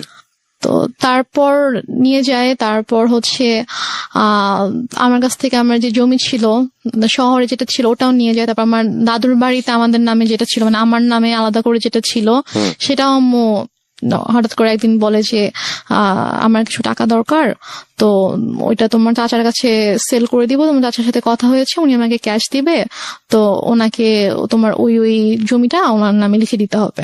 ওকে। লিখে দিলে উনি আমাকে ক্যাশ দিবে, আমার কিছু ক্যাশ দরকার। ওকে। তা আমি সেটাও মানা করি না, আচ্ছা ঠিক আছে। আমি গিয়ে ওখানে আমার দাদুর বাড়ি ওখানকার রেজিস্টার অফিসে গিয়ে ওখানে সাইন করে দিই, আমার চাচা তাকে ক্যাশ দেয়, তারপর চলে আসি। তো বলা যায় তখন থেকে আমার কাছে কিছুই নেই, লাইক আমার নামে কোনো জায়গা জমি টাকা পয়সা কোনো গহনা কিছুই নেই আমার কাছে। আমি একদমই মানে নিঃস্ব হয়ে গেছি বলা চলে। আর আমি পড়াশোনাও করতাম না, কারণ আমি পড়াশোনা করার মতো মানসিক অবস্থায় ছিলাম না। ওকে। আর আপুর কাছ থেকে আম্মু পার মান্থ অনেক বড় একটা অ্যামাউন্ট নিত আমার স্টাডি পারপাস, যে ওর জন্য 3টা টিচার রাখা হয়েছে। এটা আপনার বড় বোনের কাছ থেকে নিত? হ্যাঁ, বড় বোনের কাছ থেকে নিত। আপু তো এমনিতেই আমার জন্য টাকা পাঠাতো, বাট এক্সট্রা করে নিত যে 3টা টিচার রাখা হয়েছে, তো ওদেরকে অনেক বড় অ্যামাউন্ট পে করতে হয়, তো ওর জন্য এটা পাঠাবা। তো আপু সেটাও পাঠাইতো, বাট আমার কিন্তু কোনো টিচার ছিল না, আমি তো পড়তাম না। আচ্ছা। তো তারপরে গিয়ে যেটা হয়, আমার থেকে যখন আম্মু সবকিছু নিয়ে নেয়, তো তারপর কিছুদিন পর থেকে আম্মু মানে একটু অন্যরকম কথাবার্তা শুরু করে আর কি। টেল মি ফ্র্যাঙ্কলি, যেটা আপনার সঙ্গে হয়েছে, মানে কি বলেছে অন্যরকম বলতে আমি বুঝবো না, ঘটনা জানতে চাই। What happened? ঘটনা হচ্ছে আম্মু হঠাৎ করে একদিন আমাকে অনেক বাজে একটা প্রপোজাল দেয়। কি বলে? আম্মু আমাকে একদিন, আমি আমার রুমে ছিলাম, তো আমাকে এসে বলছে যে মানে একজনের নাম বলেছে যে অমুক বলেছে সে তোমাকে সে 10,000 টাকা দিবে। আর ইউ শিওর? জি। তো ফার্স্ট অফ অল আমি একটু থামাচ্ছি আপনাকে, জি। বিকজ এটা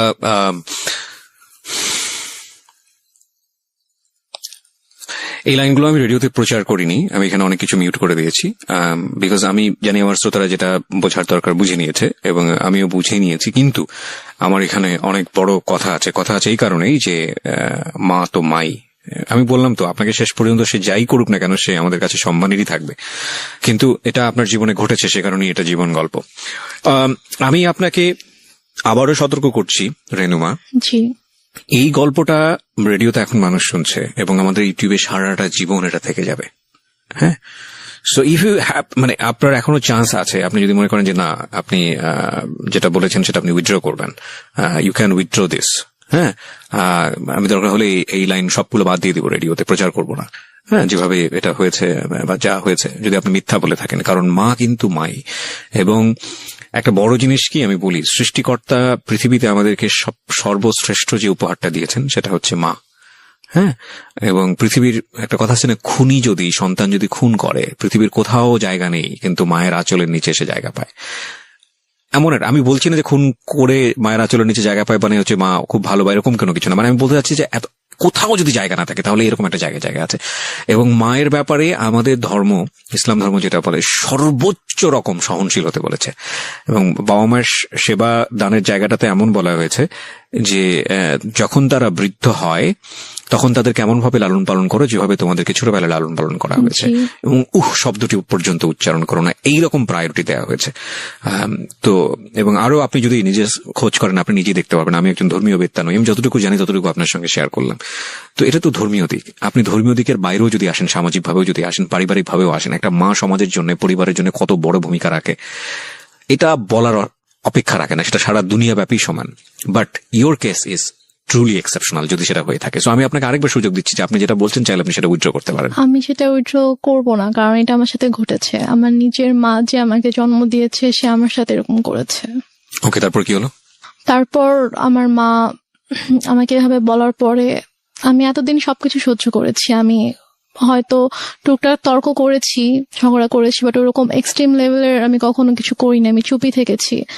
বাট আমাকে যেদিন থেকে এই কথাটা বললো তখন থেকে আমি আর কি টোটালি আমি বুঝে যাই না, এই মানুষটা কখনো আমার ভালো চায়নি। সো আপনার লেখাপড়া কি ওই সময়টাতে স্টপ ছিল? আমার লেখাপড়া স্টপই ছিল, কারণ আগে আমি মেন্টালি ডিপ্রেস ছিলাম, আমি পড়তে পারতাম না, আমি পড়তাম না। তারপর বাসায় কোনো টিচারও ছিল না। যে লোকটার নাম বলা হয়েছে সে লোকটাকে কি আপনি চিনতেন? হ্যাঁ, লোকটাকে আমি চিনতাম। ওনার কি আসা যাওয়া ছিল আপনার বাড়িতে? না, আমাদের বাসায় আসা যাওয়া ছিল না, কিন্তু উনি হচ্ছে আমাদের মানে আমাদের যে এলাকাটায় আমরা ছিলাম ওই এলাকারই ছিল উনি। উনি কি প্রভাবশালী লোক ছিল? মোটামুটি। ওকে, আচ্ছা তারপর? তারপরে আমার মা, আমি জাস্ট স্ট্রেট বলে দেই যে আমার পক্ষে এটা সম্ভব না। তখন আমাকে বলে যে তোমার কি আরো বেশি টাকা লাগবে? তা আমি বলি যে না, আমার টাকা লাগবে না, বাট আমি এই ধরনের কোনো কিছু করবো না। সো প্লিজ তুমি কখনো এই ধরনের কথা আমাকে অভাব তো বলবা ছিল না। না আপনাদের ফ্যামিলিতে? না, আমার ফ্যামিলিতে কখনো মানে আর্নিং সোর্সের দিক থেকেও তো কোনো সমস্যা ছিল না? আর্নিং সোর্স তো কোনো প্রবলেম ছিল না, আমাদের যে টাকা পয়সার কোনো সমস্যা থাকা সেটাও ছিল না। আর আমার টোটাল খরচটা আপু বেয়ার করতো, এবং আম্মুর জন্য একটা বড় একটা অ্যামাউন্ট পাঠাতো। মানে তো আমাদের তখনও কি টাকা আপনি পয়সার কোনো আপনার সমস্যা ছিল আপনার না। ফ্যামিলিতে অভিভাবক বলতে আপনার মার পরে তো আপনার আপু ছিলই, তো তখনও বিষয়গুলো আপনি কেন আপুকে জানাচ্ছিলেন না? আপুর সাথে আমার কমিউনিকেট করার কোনো ওয়ে রাস্তাটাই ছিল না, মানে একদম গৃহবন্দী থাকতেন। টোটালি। ইভেন কি মানে আমি হচ্ছে ঢাকা থেকে সিরাজগঞ্জ যখন চলে আসলাম একেবারে, তার কয়েক মাস পর আমাদের বাসায় তিনটে লাইনটা ক্লোজ করে দেওয়া হয়, ওকে, লাইনটা অফ করে দেওয়া হয়। আর আম্মুর ফোনটা সব আম্মুর কাছে থাকতো, আর আমার তো ফোন ছিল না। আর আমাকে তো বাসা থেকে বেরোতে দিত না, কোথাও যেতে দিত না। কোথাও গেলে সেটা আম্মুর সাথেই। বাসায় কেউ আসলে, মানে কোনো গেস্ট যদি আসতো বাসায়, তো তার সামনে সবসময় আম্মুই আছে। আচ্ছা ঠিক আছে, তারপরে কি হয়? তো তারপরে আম্মু আমাকে কয়েকবার এই ব্যাপারটা নিয়ে বলে, ইভেন আমাকে এভাবে বলে যে তোমার কি আরো বেশি টাকা লাগবে, লাগলে বলো, কোনো সমস্যা নেই। আমি ওনাকে বলছি, আমি বলি যে আম্মু প্লিজ, আমি তোমার অনেক কিছু সহ্য করেছি, তুমি যখন যেটা বলেছো আমি তোমাকে দিয়ে দিয়েছি। আমার গহনা তো তোমার কাছে ছিল, আমার প্রপার্টি গুলো আমি তোমাকে দিয়ে দিয়েছি, তুমি আমাকে এটা করতে বলো না, আমার পক্ষে পসিবল না, আমি এটা করতে পারবো না। তখন থেকে আমার প্রতি প্রচন্ড খারাপ ভাবে মানসিক আর শারীরিক নির্যাতন শুরু হয়। কথায় কথায় আম্মু আমাকে মারতো। মানে তার কথায় একটা ছিল যে তোমাকে এটা করতে হবে, তুমি এটা করো। বিভিন্ন সময় বিভিন্ন অ্যামাউন্ট বলতো, বিভিন্ন লোকের কথা বলতো যে কি হয় এমন করলে, কি সমস্যা তোমার, এত অহংকার কিসের, তুমি নিজেকে কি মনে করো, তুমি কেন এত অহংকার দেখাবা, তোমার তো কিছু নাই, তুমি কি করে খাবা, তোমাকে যদি আজকে আমি বাসা থেকে বের করে দিই, তোমাকে যদি আমি কোনো মানে খাবার না দিই, কিছু না দিই, তুমি কি নিজে কিছু মানে 1 টাকা দিয়ে কিনে খেতে পারবা, তোমার কি অ্যাবিলিটি আছে? তোমার কিন্তু কিছুই নাই। সো তোমাকে আমার কথা মানতে হবে, তুমি না মানো তাহলে কিন্তু আমি তোমাকে আবার বাসা থেকে বের করে দিব। ঠিক আছে, তখন তুমি কোথায় যাবা, কি করবা, তোমাকে কিন্তু এটা করেই খেতে হবে। সো বেটার তুমি আমার কথা শুনো, এখানে থাকো, থেকে করো। আমি বলছি আমি এটা করবো না। তারপর গিয়ে যেটা হয় সেটা হচ্ছে যে আমাকে প্রচন্ড মারতো, মানে হাতের কাছে যেটাই পেতো সেটা দিয়ে আম্মু আমাকে মারতো। তারপর এমনও দিন গিয়েছে যে আমি মানে মারের ভয়ে আমি আমার রুমের দরজা আটকে দিয়ে আমি থাকতাম, রুম থেকে বের হতাম না। আম্মু রুমে এসে অনেক ধাক্কাধাক্কি করতো যে রুম খুল, কেন আটকায় রাখছিস। আমি ভয়। আচ্ছা, আপনাদের বাসাটা কেমন ছিল? আশেপাশে কি কোনো লোকজন ছিল না? আমাদের বাসাটা কিরকম ছিল, আমাদের বাসাটার হচ্ছে মানে বড় একটা জায়গা জুড়ে বাসাটা ছিল, এবং আমাদের বাসার পিছন দিকে জাস্ট একটা বিল্ডিং ছিল, আর ডানে বামে সামনে কোনো বাসা ছিল না। পুরোটাই ফাঁকা? বাসাটাই ছিল, হ্যাঁ, পুরোটাই ফাঁকা ছিল। আপনাদের বাসাটা কয়তলা? আমাদের বাসাটা একতলা। একতলা, টিন শেড? টিন শেড না, ফাউন্ডেশন দেয় বাসা, বিল্ডিং। কতটুকু জায়গার উপরে? আমাদের বাসাটা অলমোস্ট 12 কাঠা জায়গার উপরে। 12 কাঠা জায়গার উপরে, একটা কর্নারে জাস্ট আমাদের বাসাটা, একটা কর্নার, এবং চারপাশে এটা বাউন্ডারি দেওয়া? হ্যাঁ, বাউন্ডারি দেওয়া। হ্যাঁ। তো তারপরে আমি রুম থেকে বের হতাম না, আম্মু আমাকে অনেক দরজার ভিতরে এসে লাথি দিত যে বের হ, বের হ, বের হচ্ছিস। মানে এগুলো মনিটর করে কেউ নাই, শোনারও কেউ নাই? কেউ নাই যে শুনবে ইয়া করবে। তো তারপর আমাকে আমি যখন বের হলাম, আমি জানি আমাকে বের হলে আমাকে মারবে, কোনো একটা কথা নিয়ে হয়তো আমার সাথে তর্ক করবে। আগেও কি গায়ে হাত তুলো নাকি এই ঘটনার পর থেকে গায়ে হাত তোলা শুরু হলো? গায়ে হাত তুলতো ছোটবেলা থেকে, আম্মু খুবই ইয়া ছিল, আমি বলেছি তো গায়ে হাত তোলা স্বভাব ছিল। বাট এটার পর থেকে আমি যখন মানা করতাম তখন থেকে খুব বেশি করে শুরু হয়েছে এটা। এমন হয়েছে যে আমি একদিন 1.5 দিন 2 দিন আমি না খেয়ে আমার রুমের ভিতরে বন্দি। আমি হয়তো ওয়াশরুম থেকে পানি নিয়ে পানি খেয়ে হয়তো আমি আছি, এরকমও হয়েছে। তো এক পর্যায়ে এভাবে চলতে থাকে। এভাবে চলতে চলতে 2014 সালের ফেব্রুয়ারিতে আমার ভাইয়া একদিন ফোন করে, দুলাভাই জি, আমার দুলাভাই একদিন ফোন করে বলে যে আমি তো দেশে আসতেছি, তো আমি 7